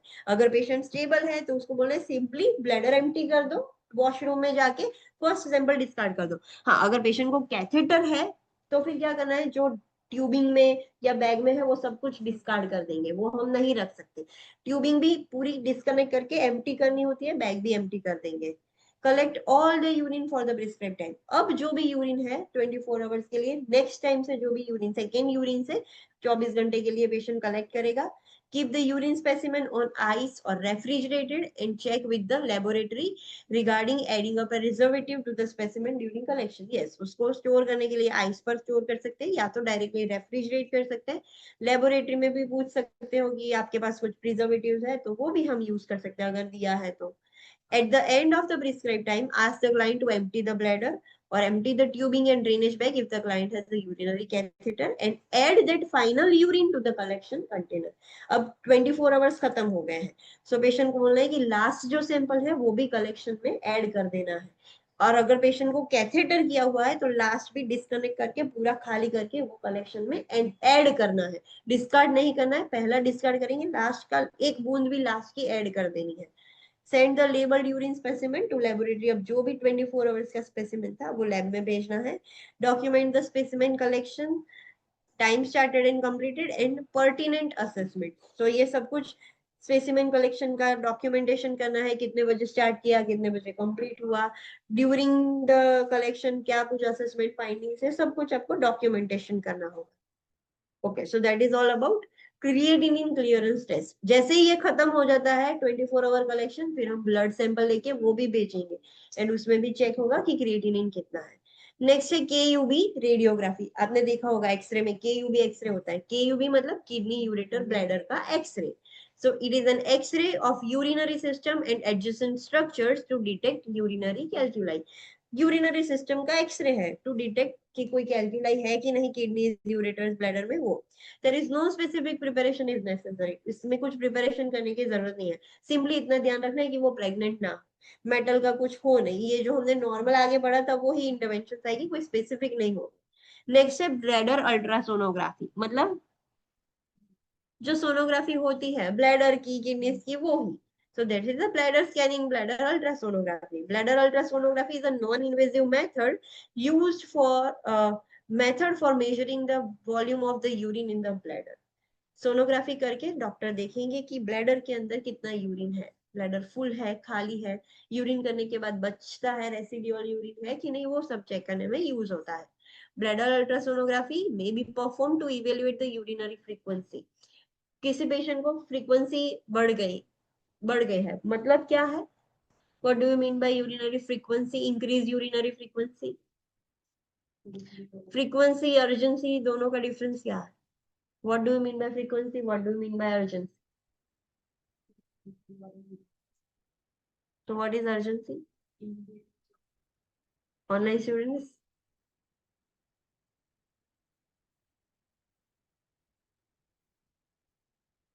what is frequency and what is urgency? Frequency એટલે વારે વારે થશે urine. Okay, so what is urgency?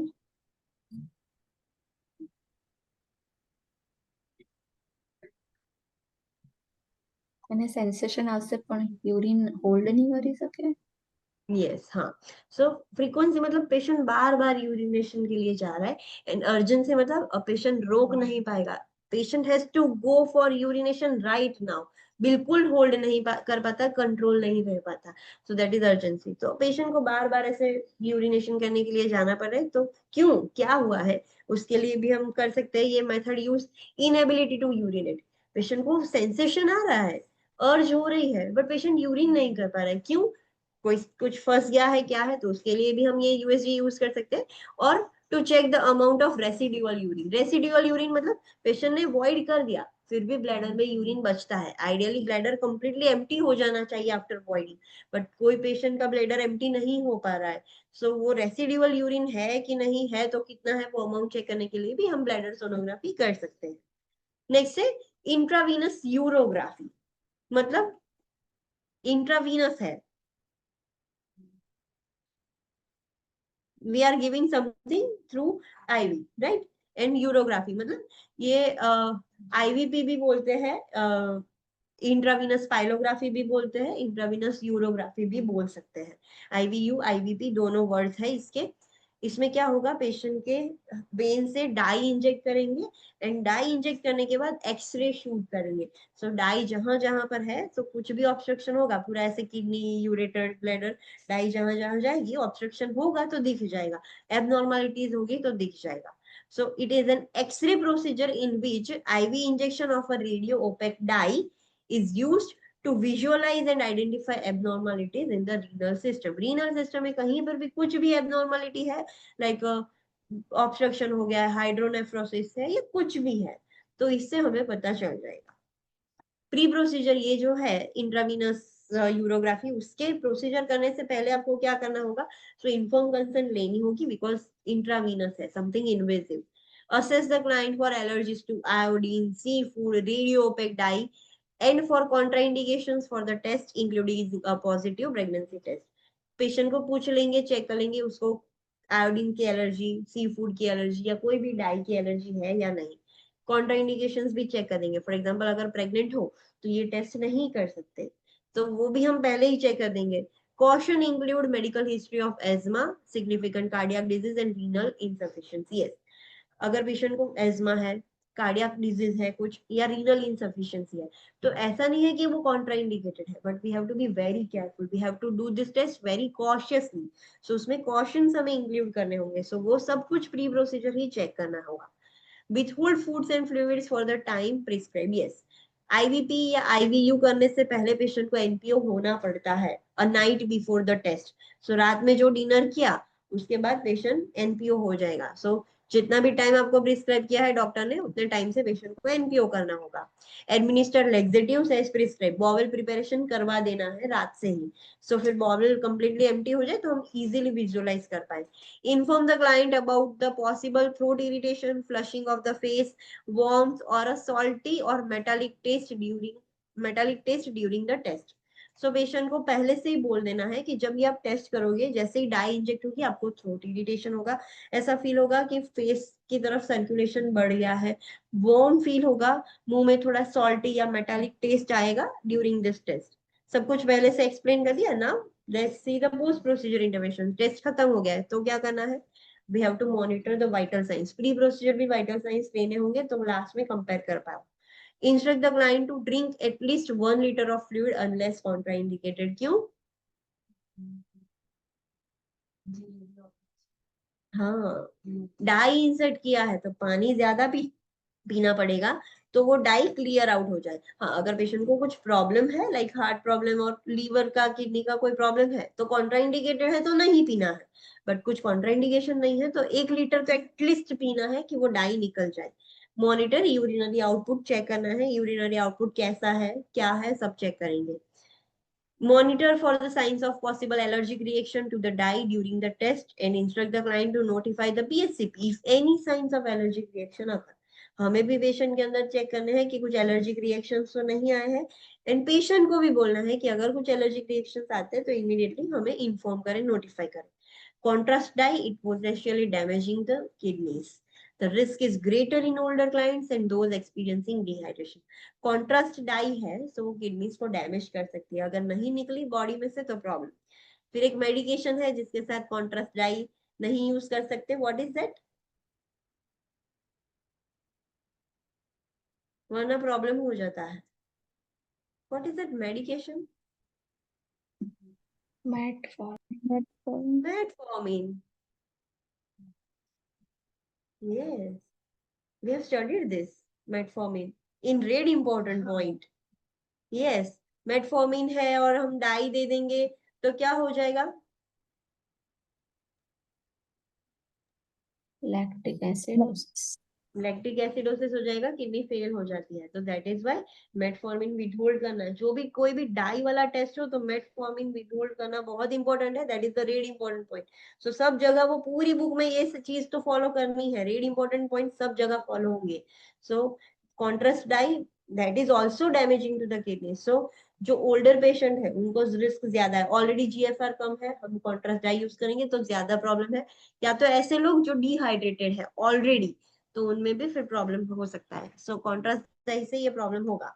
Next, this is the very important point, the dye used in IV urography may be nephrotoxic. Yes, जो dye हम use कर रहे हैं उससे नेफ्रोटॉक्सिसिटी हो सकती है।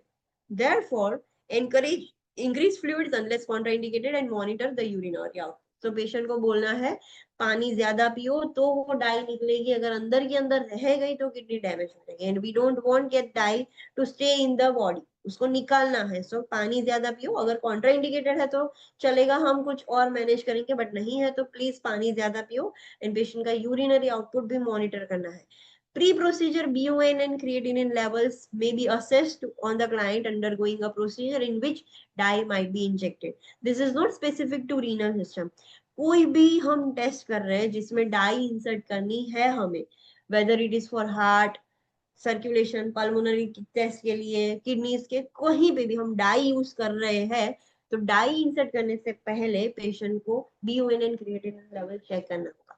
किडनी हेल्दी है तभी हम डाई इंसर्ट कर सकते हैं, किडनी हेल्दी नहीं है तो नहीं कर सकते। सो पहले ये टेस्ट करना होता है, उसके लेवल्स चेक करने होते हैं, फिर ही हम डाई इंसर्ट करेंगे। द PHCP में institute a precautionary measures to prevent AKI और use a smaller amount of dye. सो अगर शायद चलो माइनर हमें लग रहा है कि पेशेंट को प्रॉब्लम होने के चांसेस है, किडनी डैमेज हुई नहीं है बट इसको चांसेस ज्यादा है, हाई रिस्क पेशेंट है, तो फिर डॉक्टर्स क्या करेंगे, प्रिकॉशनरी मेजर्स देंगे कि पेशेंट की डैमेज ना हो जाए, एक्यूट किडनी इंजरी ना हो जाए, या तो small amount of dye insert करेंगे। इनकम्प्लीटली डैमेज हो गया तो फिर करेंगे ही नहीं, ऑल्टरनेटिव टेस्ट है तो वो यूज करेंगे। So this is very important, remember this thing. Next है renography, that is kidney scan. It is different from CT scan. Graphy है मतलब एंजियोग्राफी, रीनोग्राफी उसमें डाई तो होगा ही, डाई के बाद हम जो सीटी स्कैन वाला करते हैं वो होगा, बट उसमें डाई होगी। सिंपल सीटी स्कैन लिखा होगा तो विदाउट डाई भी हम कर सकते हैं, बट डाई इंसर्ट करी तो फिर उसको रीनोग्राफी बोलेंगे, या तो किडनी स्कैन भी बोलते हैं। इसमें भी क्या होगा, an IV injection of radio isotope for visualizing imaging of renal blood flow, glomerular filtration, tubular function and excretion. अब ये जो हम डाई इंसर्ट कर रहे हैं that is a radio isotope material, radio active material है ना, उसकी बात हो रही है। सो इसमें हम एक रेडियो आइसोटोप मटेरियल इंसर्ट करेंगे जिससे हमें पता चलेगा कि किडनीज तक का ब्लड फ्लो कैसा है, GFR कैसा है, अच्छे से फिल्टर हो रहा है सब कुछ proper. If you will Google it, renography के इमेजेस देखोगे ना तो आपको दिखेगा प्रॉपर डिटेल्ड एक रिपोर्ट होता है। ट्यूबुलर फंक्शंस, जो नेफ्रॉन की ट्यूब्यूल्स है उसका फंक्शन कैसा है वो भी परसेंटेज में पता चलेगा। एक्सक्रीशन कैसा हो रहा है वो भी हमें रीनोग्राफी में पता चलेगा। उसके pre procedure and post procedure intervention क्या होंगे। सो प्री प्रोसीजर में verify that inform consent was obtain, assess for allergies, inform the client that the test requires no dietary or activity restriction। Patient को बोल देना है कि ये टेस्ट में आपको कोई डायटरी रेस्ट्रिक्शन या एक्टिविटी रेस्ट्रिक्शन ऐसा कुछ नहीं है। Instruct the client to remain motionless during the test and that imaging may be repeated at various intervals before the test is complete। Patient को बोलना है कि एक बार डाई इंसर्ट करके जब आपका टेस्ट हो तब आपको हिलना नहीं है, you have to remain motionless, you have to lie still.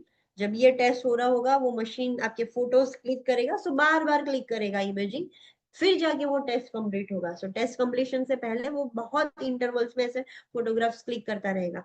हम डाई इंसर्ट कर देते तो इमीडिएटली वो एक्सक्रीट नहीं हो जाती, it takes time, like 5 minute तो उसको किडनी तक पहुंचने में लगेंगे। सो पहला इमेज 5 मिनट के बाद होगा, फिर किडनी में होके जो नेफ्रॉन्स तक प्रोसेस हो रही है, फिर एक्सक्रीशन होगा। सो अलग अलग इंटरवल पर फोटोग्राफ्स वो इमेज है, मशीन है वो क्लिक करेगा बॉडी में। पोस्ट प्रोसीजर इंटरवेंशन क्या होगा? Encourage fluid intake unless contraindicated, fluid ज्यादा पीना है। Assess the client for signs of an allergic reaction, कुछ एलर्जिक रिएक्शन तो नहीं आया है। The radioisotope is eliminated in 24 hours.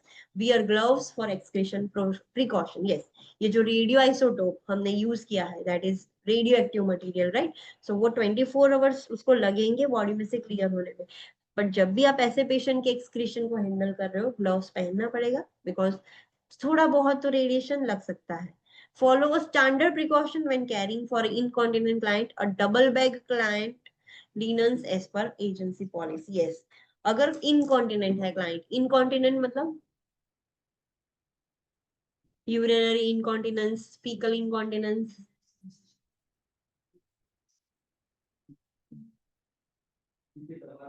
what is incontinence?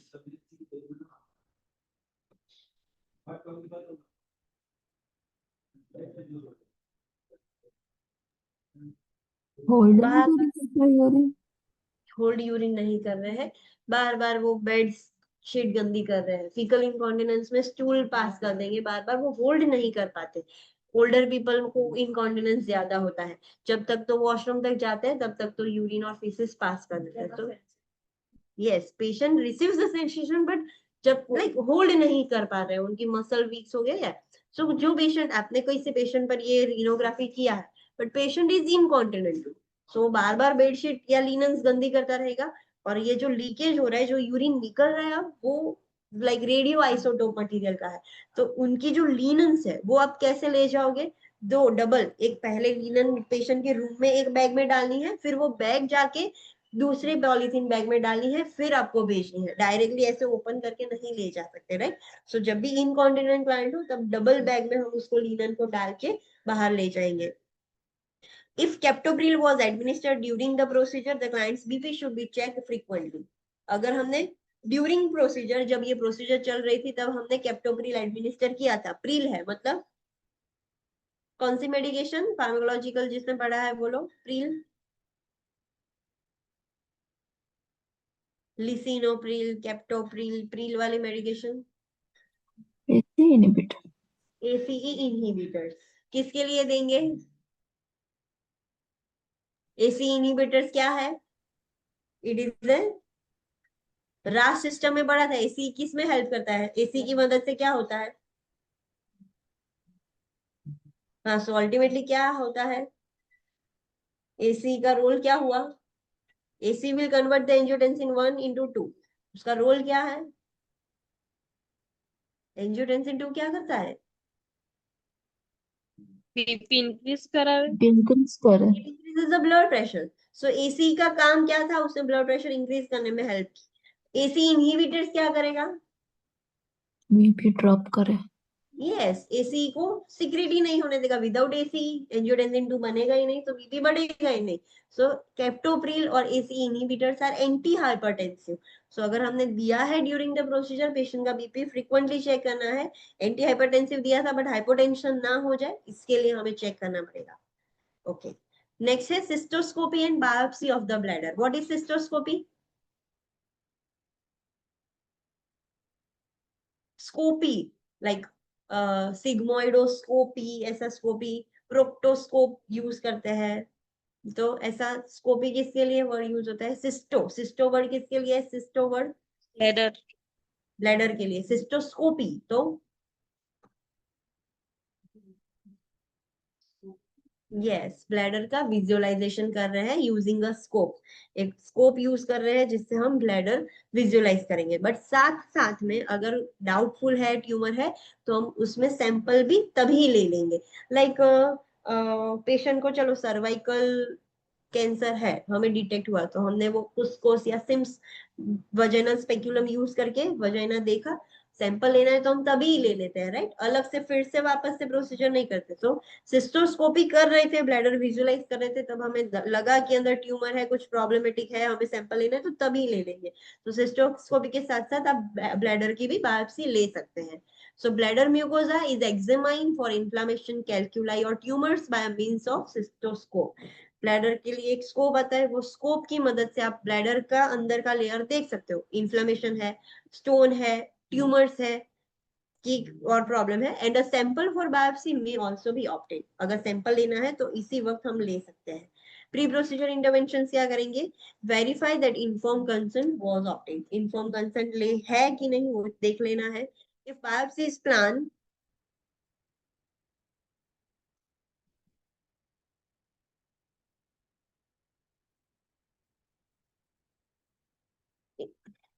if biopsy is planned, withhold foods and fluids for the time prescribed. Yes, सिर्फ cystoscopy है तो patient को NPO, but हमने प्लानिंग किया है, हमें पता चल गया है कि पेशेंट को ब्लैडर था, तो सिस्टोस्कोपी के साथ साथ हम बायोप्सी भी करेंगे, तो पहले से ही प्लान है तो पहले से ही उसको एनपीओ कर दो, right. If cystoscopy alone is planned, no special preparation is necessary, and the procedure may be performed in PHCP's office. Post procedure interventions include increasing fluid intake. अगर बायोप्सी ऐसा कुछ करना ही नहीं है, सिर्फ सिस्टोस्कोपी ही करना है, सिर्फ देखना है, तो कोई स्पेशल प्रिपरेशन की जरूरत नहीं है, ना उसको एनपीओ करना है, ना कंसर्न, कुछ जरूरत नहीं है। सिंपली पेशेंट आया, पीएचसीपी के ऑफिस में ही एग्जामिनेशन टेबल पर ही डॉक्टर्स चेक कर सकते हैं, सिस्टोस्कोपी कर सकते हैं, कोई प्री प्रोसीजर इंटरवेंशन की जरूरत नहीं है। हाँ, पोस्ट प्रोसीजर पेशेंट को इतना बोला है कि पानी ज्यादा पिए, क्यों, बिकॉज ब्लैडर हमने विजुअलाइज किया था, तो शायद चांसेस है कि पेशेंट को बर्निंग सेंसेशन हो ब्लैडर में, यूरेथ्रा में, सो पेशेंट को फिर पानी ज्यादा पिएगा तो वो ठीक हो जाएगा।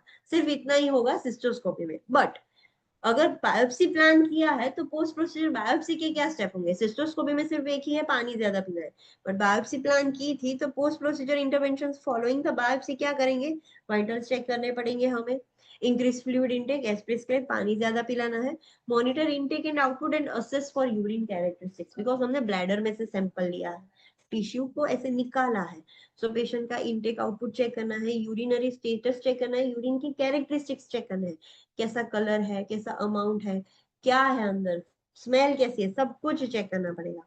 Encourage deep breathing exercise to relieve the bladder spasm and administer analgesics as prescribed, हमने उसमें से टिश्यू निकाला है, सो ब्लैडर इरिटेट हो जाएगा, ब्लैडर स्पाज्म होंगे, सो पेशेंट को बोलना है डीप ब्रीथिंग एक्सरसाइज करो कि ब्लैडर स्पाज्म रिलीव हो जाए, एंड पेशेंट को पेन होगा तो एनाल्जेसिक्स भी हम दे सकते हैं। एडमिनिस्टर सिट्स बाथ और tub bath for back and abdominal pain if prescribed. Yes, patient को हमने वहां से सैंपल लिया है तो पेशेंट सिट्स बाथ ले सकता है, टब बाथ ले सकता है, तो पेशेंट को डिस्कम्फर्ट ठीक हो जाएगा।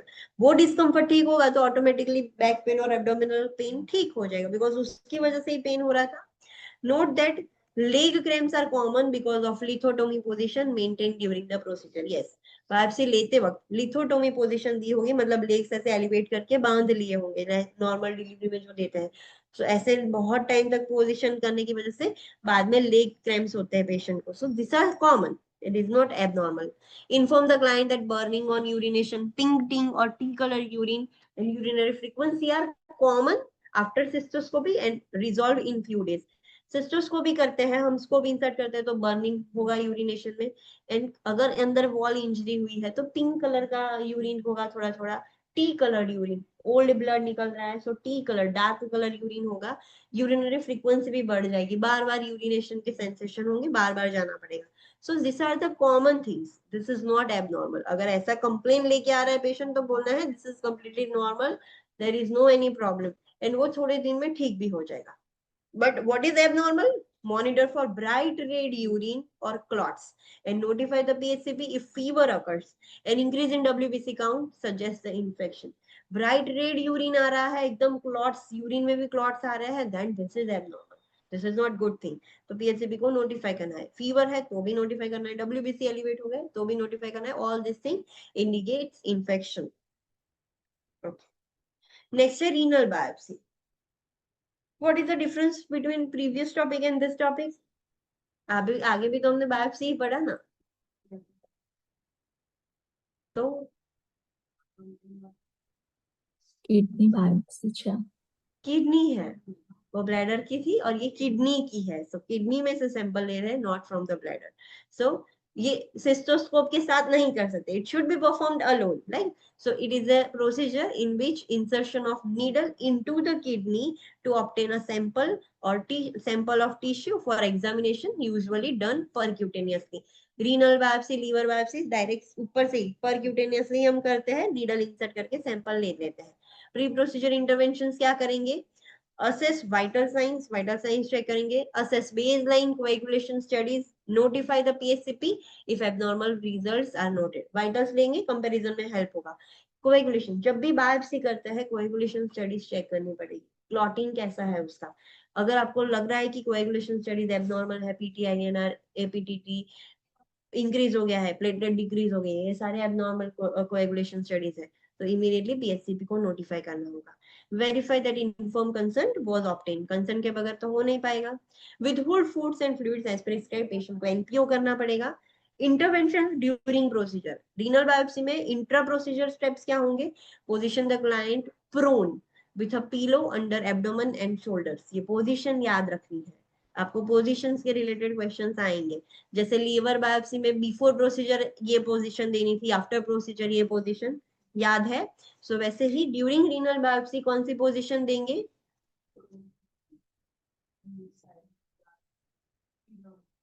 साइड में। ऑनलाइन स्टूडेंट्स, पेशेंट को प्रोन पोजीशन देना है, बिकॉज किडनी आगे के कंपैरिजन में पीछे से जल्दी आ जाती है, एक्सेस हो जाता है। सो पेशेंट को उल्टा प्रोन पोजीशन देनी है एंड शोल्डर से एब्डोमेन तक पूरा एक पिलो रख देना है, और उससे वो एलिवेट हो जाएगा, तो हम इजीली सैंपल ले पाएंगे। पोस्ट प्रोसीजर स्टेप्स क्या करेंगे? Monitor vital science specially for hypotension, tachycardia which could indicate bleeding. Bleeding होगा तो इमीडिएटली ब्लड प्रेशर ड्रॉप हो जाएगा, टेकिकार्डिया होगा, टेकिपनिया होगा। सो वाइटल साइंस चेक करने हैं, कंपेयर करने हैं। अब provide pressure to the biopsy site for 30 minutes और एज प्रिस्क्राइब, जहां से हमने सैंपल लिया है वहां पर प्रेशर अप्लाई करके रखना है, बिकॉज सीधा पंचर किया है, ब्लीडिंग हो सकता है, तो 30 मिनट तक प्रेशर अप्लाई करके रखना है। प्रेशर ड्रिसिंग करना पड़ेगा हमें। Monitor for hemoglobin and hematocrit level for decreases which could indicate bleeding. Bleeding है तो hemoglobin hematocrit भी decrease हो जाएगा। Place the client on a strict bed rest in a supine position with a back roll for additional support for 2 to 6 hours after biopsy. देखा, post procedure position change हो गई। Intra procedure हमने prone position दी, post procedure patient को supine position देनी है, और उसके साथ साथ एक बैक रोल। बैक रोल मतलब जस्ट इमेजिन कि टॉवेल रोल कर दिया है आपने, जहां से सैंपल लिया है, फॉर एग्जांपल राइट किडनी में से सैंपल लिया है, सो वहां पर वो रोल प्लेस कर देना है, 2 to 6 आवर्स के लिए वहां पर रहेगा। सो वो प्रेशर अप्लाई करके रखेगा, ब्लीडिंग नहीं होने देगा। Check the biopsy site under the client for bleeding, biopsy site भी चेक करनी है कि ब्लीडिंग तो नहीं हो रहा है।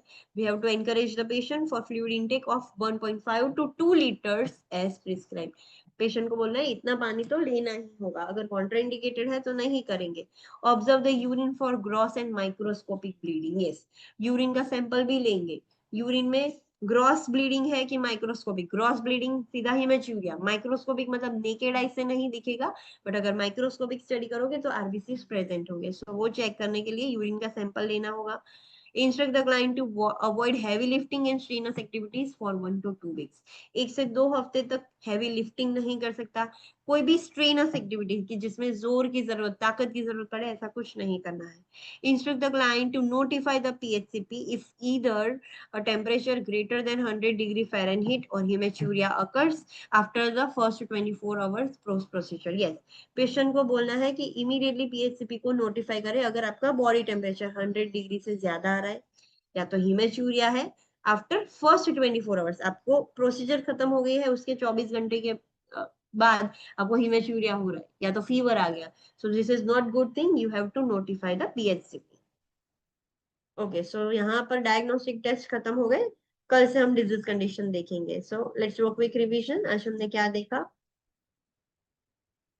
ओके, सो फर्स्ट हमने देखा सीरम क्रिएटिनिन लेवल, ये वैल्यूज याद रखना, normal BUN, normal creatinine and BUN creatinine ratio, जो 10th चैप्टर में था वो आप याद रख सकते हो, right? So serum creatinine it is the blood test, creatine कितना है वो चेक करेंगे हम, इससे पता चल जाएगा कि किडनी कितने फंक्शन कर रही है। Determination of BUN, blood sample लेके यूरिया नाइट्रोजनस वेस्ट हम चेक करते हैं। जरूरी नहीं है कि हर बार BUN एलिवेटेड हो तो किडनी डिजीज हो सकता है, बट बहुत सारी ऐसी कंडीशन है जिसमें BUN बढ़ जाता है। Dehydration, poor renal perfusion, high protein diet, infection, stress, corticosteroid use, GI bleeding, muscle breakdown, ये सारी कंडीशन में BUN एलिवेट हो सकता है। And another is renal disease. फिर हमने BUN क्रिएटिनिन रेशियो देखा था। BUN क्रिएटिनिन रेशियो क्या है? सिंपली एक ब्लड टेस्ट करेंगे, ब्लड सैंपल लेके BUN डिवाइड बाय क्रिएटिनिन करेंगे, जो वैल्यू आ रही है that is BUN creatinine ratio.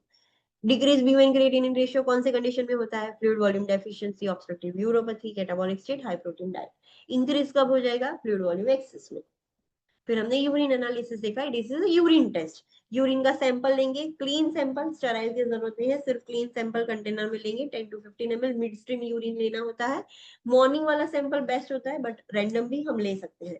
उसके अंदर हम चेक करेंगे उसका कलर, उसका ओडर, उसकी पीएच, उसकी ऑस्मोलारिटी, रिपोर्ट में सब होता है। Specific gravity, glucose, ketones, proteins, bilirubin, cast, bacteria, haemoglobin, myoglobin, culture है तो वो चेक हो जाएगा, आरबीसीज, डब्ल्यूबीसीज, एपिथेलियल सेल्स, ऐसा आपने रिपोर्ट देखा होगा तो सारी चीजें मेंशन होती है। Other things should be negative. उसकी नॉर्मल स्पेसिफिक ग्रेविटी आपको पता होनी चाहिए, normal colour, normal odour, pH पता होना चाहिए, राइट? ओके फिर हमने देखा 24 आवर यूरिन कलेक्शन, मतलब पेशेंट 24 आवर्स के लिए यूरिन को कलेक्ट करेगा, फिर सैंपल टेस्ट किया जाएगा। कैसे करना होता है ये चीज ध्यान रखनी है। फर्स्ट जो सैंपल है वो कलेक्ट करना है कि डिस्कार्ड करना है? ऑनलाइन स्टूडेंट्स, 24 आवर का टाइम है, 10 to 10, राइट? तो फर्स्ट सैंपल पेशेंट क्या करेगा? डिस्कार्ड। लास्ट सैंपल डिस्कार्ड नहीं था? फर्स्ट और लास्ट दोनों। फर्स्ट और लास्ट दोनों डिस्कार्ड करने हैं। No, only first. Only first, not last. तो फर्स्ट सैंपल डिस्कार्ड करना है, लास्ट सैंपल कलेक्ट करना है। एंड जब टाइम खत्म हो जाए तब हम लैब में भेज देंगे। उसको स्टोर करने के लिए आइस पर स्टोर किया जा सकता है, रेफ्रिजरेट किया जा सकता है, या प्रिजर्वेटिव्स भी है उसके तो हम ऐड कर सकते हैं अगर लैब वाले आपको प्रोवाइड करे तो। फिर हमने स्पेसिफिक ग्रेविटी देखा, वो यूरिन टेस्ट में ही पता चल जाएगा कि यूरिन का कॉन्सेंट्रेशन कितने अच्छे से यूरिन को कॉन्सेंट्रेट कर सकती है।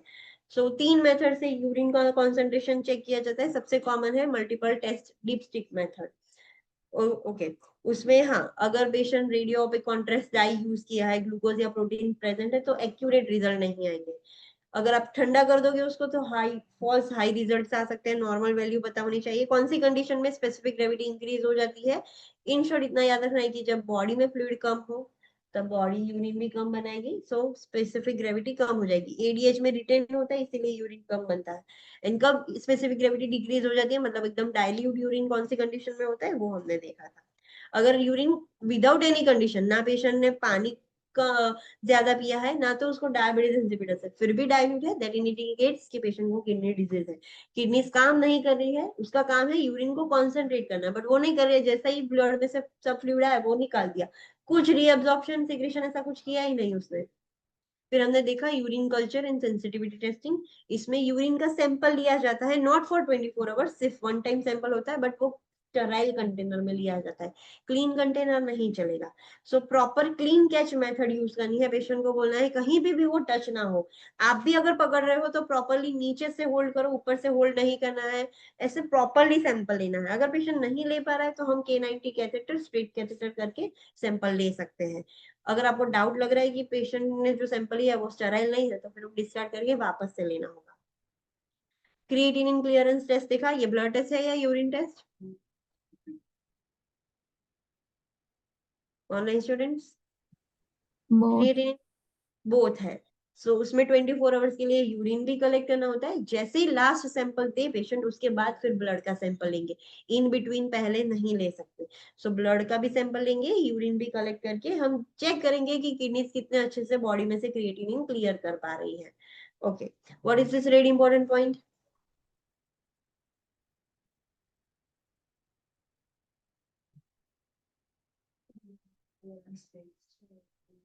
प्रोवाइड કરે છે એસટીએમ GFR અને નોર્મલ GFR એ 125 ml per minute. જેમ એજ GFR decrease થાય per decade percent. Decade means 10 years. Okay, online students and 65 માં કેટલું થઈ જાય? 65 માં 64. Online students 89 પ્રોવાઈડ કરે છે GFR માટે.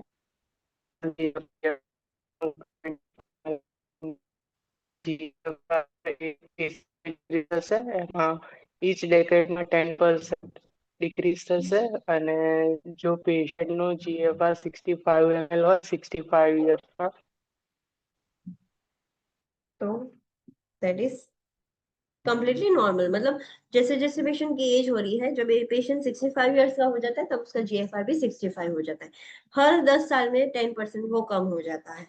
नॉर्मल है 125 ml पर मिनट। ये नॉर्मल याद रखना होगा कि ये this is the normal, that is why it is mention in red important point. Intervention हमने देखी थी। पेशेंट को बोलना है बिफोर टेस्ट, ड्यूरिंग टेस्ट पानी ज्यादा पिए। सो ड्यूरिंग के प्री प्रोसीजर पूरे टेस्ट की क्या इंटरवेंशन है, कैसे टेस्ट करना है, सैंपल कैसे कलेक्ट करना है, वो सब हमने देखा। फिर हमने केयूवी देखा। केयूवी रेडियोग्राफी मतलब किडनी यूरेटर ब्लैडर का एक्सरे। सिंपल एक्सरे करेंगे जिसमें किडनी यूरेटर एंड ब्लैडर सब दिखेगा। कहीं पे भी ऑब्स्ट्रक्शन है, स्टोन्स है, कुछ भी प्रॉब्लम है वो दिख जाएगा। कोई स्पेसिफिक प्रिपरेशन नहीं, खास करके सिर्फ इतना ध्यान रखना है it the client should not B pregnant, conceive की करने की भी कोई पॉसिबिलिटी नहीं होनी चाहिए, कोई मेटल ना होना चाहिए वहां पर। Bladder ultrasonography simply USG of bladder. तो उससे पता चल जाएगा कि यूरिन कितना है ब्लैडर में, पेशेंट को फ्रीक्वेंसी है कि कैसी है, क्यों हो रहा है बार बार फ्रीक्वेंसी, पेशेंट यूरिनेट कर फील हो रहा है बट यूरिन नहीं निकल रहा है, so is there any obstruction, वो भी पता चलेगा। रेसिडुअल यूरिन है तो कितना है वो भी पता चल जाएगा। IVU इंट्रावीनस यूरोग्राफी, उस that is also an X-ray using a contrast. So IV में से हम एक कॉन्ट्रास्ट इंसर्ट करेंगे और फिर पेशेंट का एक्सरे करेंगे। सो हमें प्रॉपर एबनॉर्मलिटी जैसे जैसे डाई आगे मूव होगी पता चल जाएगा। प्री प्रोसीजर इंटरवेंशन हमने उसके देखे, पोस्ट प्रोसीजर देखे। What is this red important point?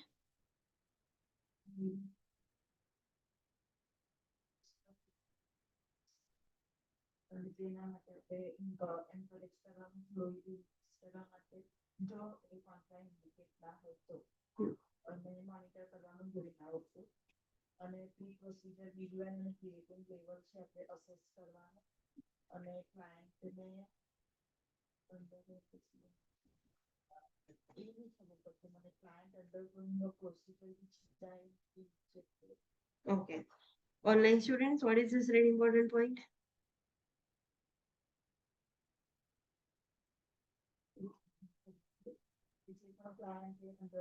ડાઈ કે જે IV યુરોગ્રાફીમાં યુઝ થાય છે નેફ્રોટોક્સિક હોઈ શકે એટલા માટે ફ્લુઇડ એન્કરેજ કરવાના જ્યાં સુધી કોન્ટ્રાઇન્ડિકેટેડ ના હોય અને યુરિનરી આઉટપુટ મોનિટર કરવાનું.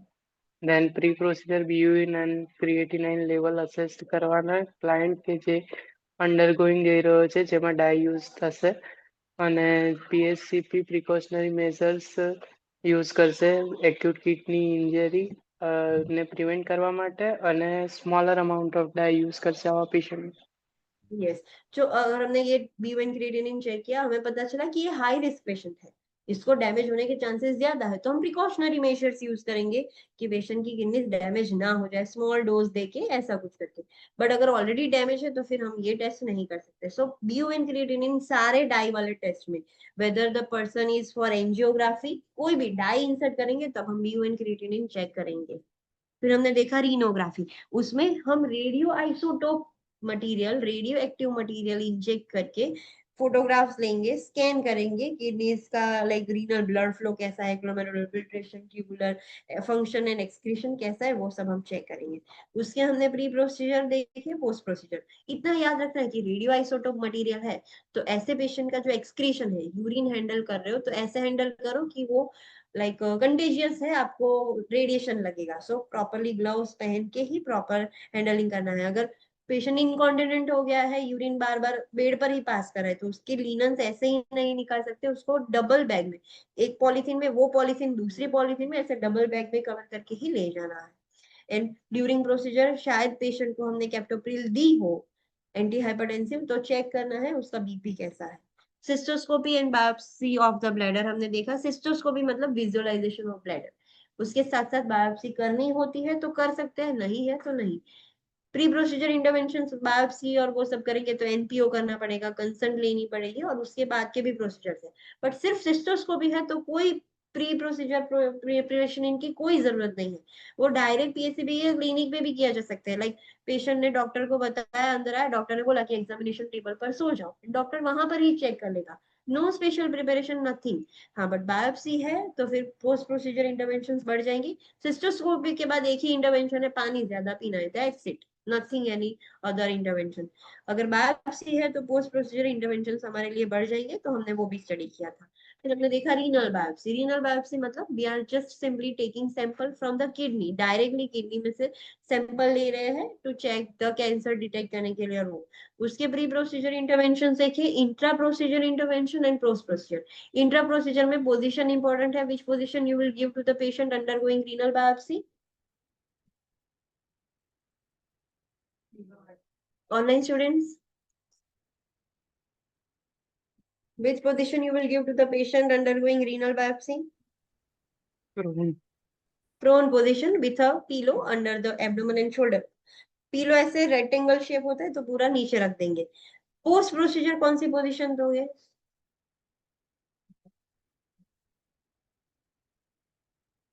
Online students, supine, supine position with a back role, जहां से सैंपल लिया है दोनों साइड से लिया है तो दोनों साइड पर, एक साइड पर है तो वहां पर बैक रोल रखेंगे। 2 to 6 आवर्स के लिए हम वहां पर ही रखेंगे। पेशेंट को बेड रेस्ट नहीं करवाना है, patient can not get out from the bed, bed से वो बाहर नहीं निकल सकता है। सो वो सारी चीजें थोड़ी इंपॉर्टेंट है, ध्यान रखना है। ओके, यहाँ तक किसी को कोई डाउट है? Online students, okay, see you tomorrow at 9 AM। Thank you. thank you.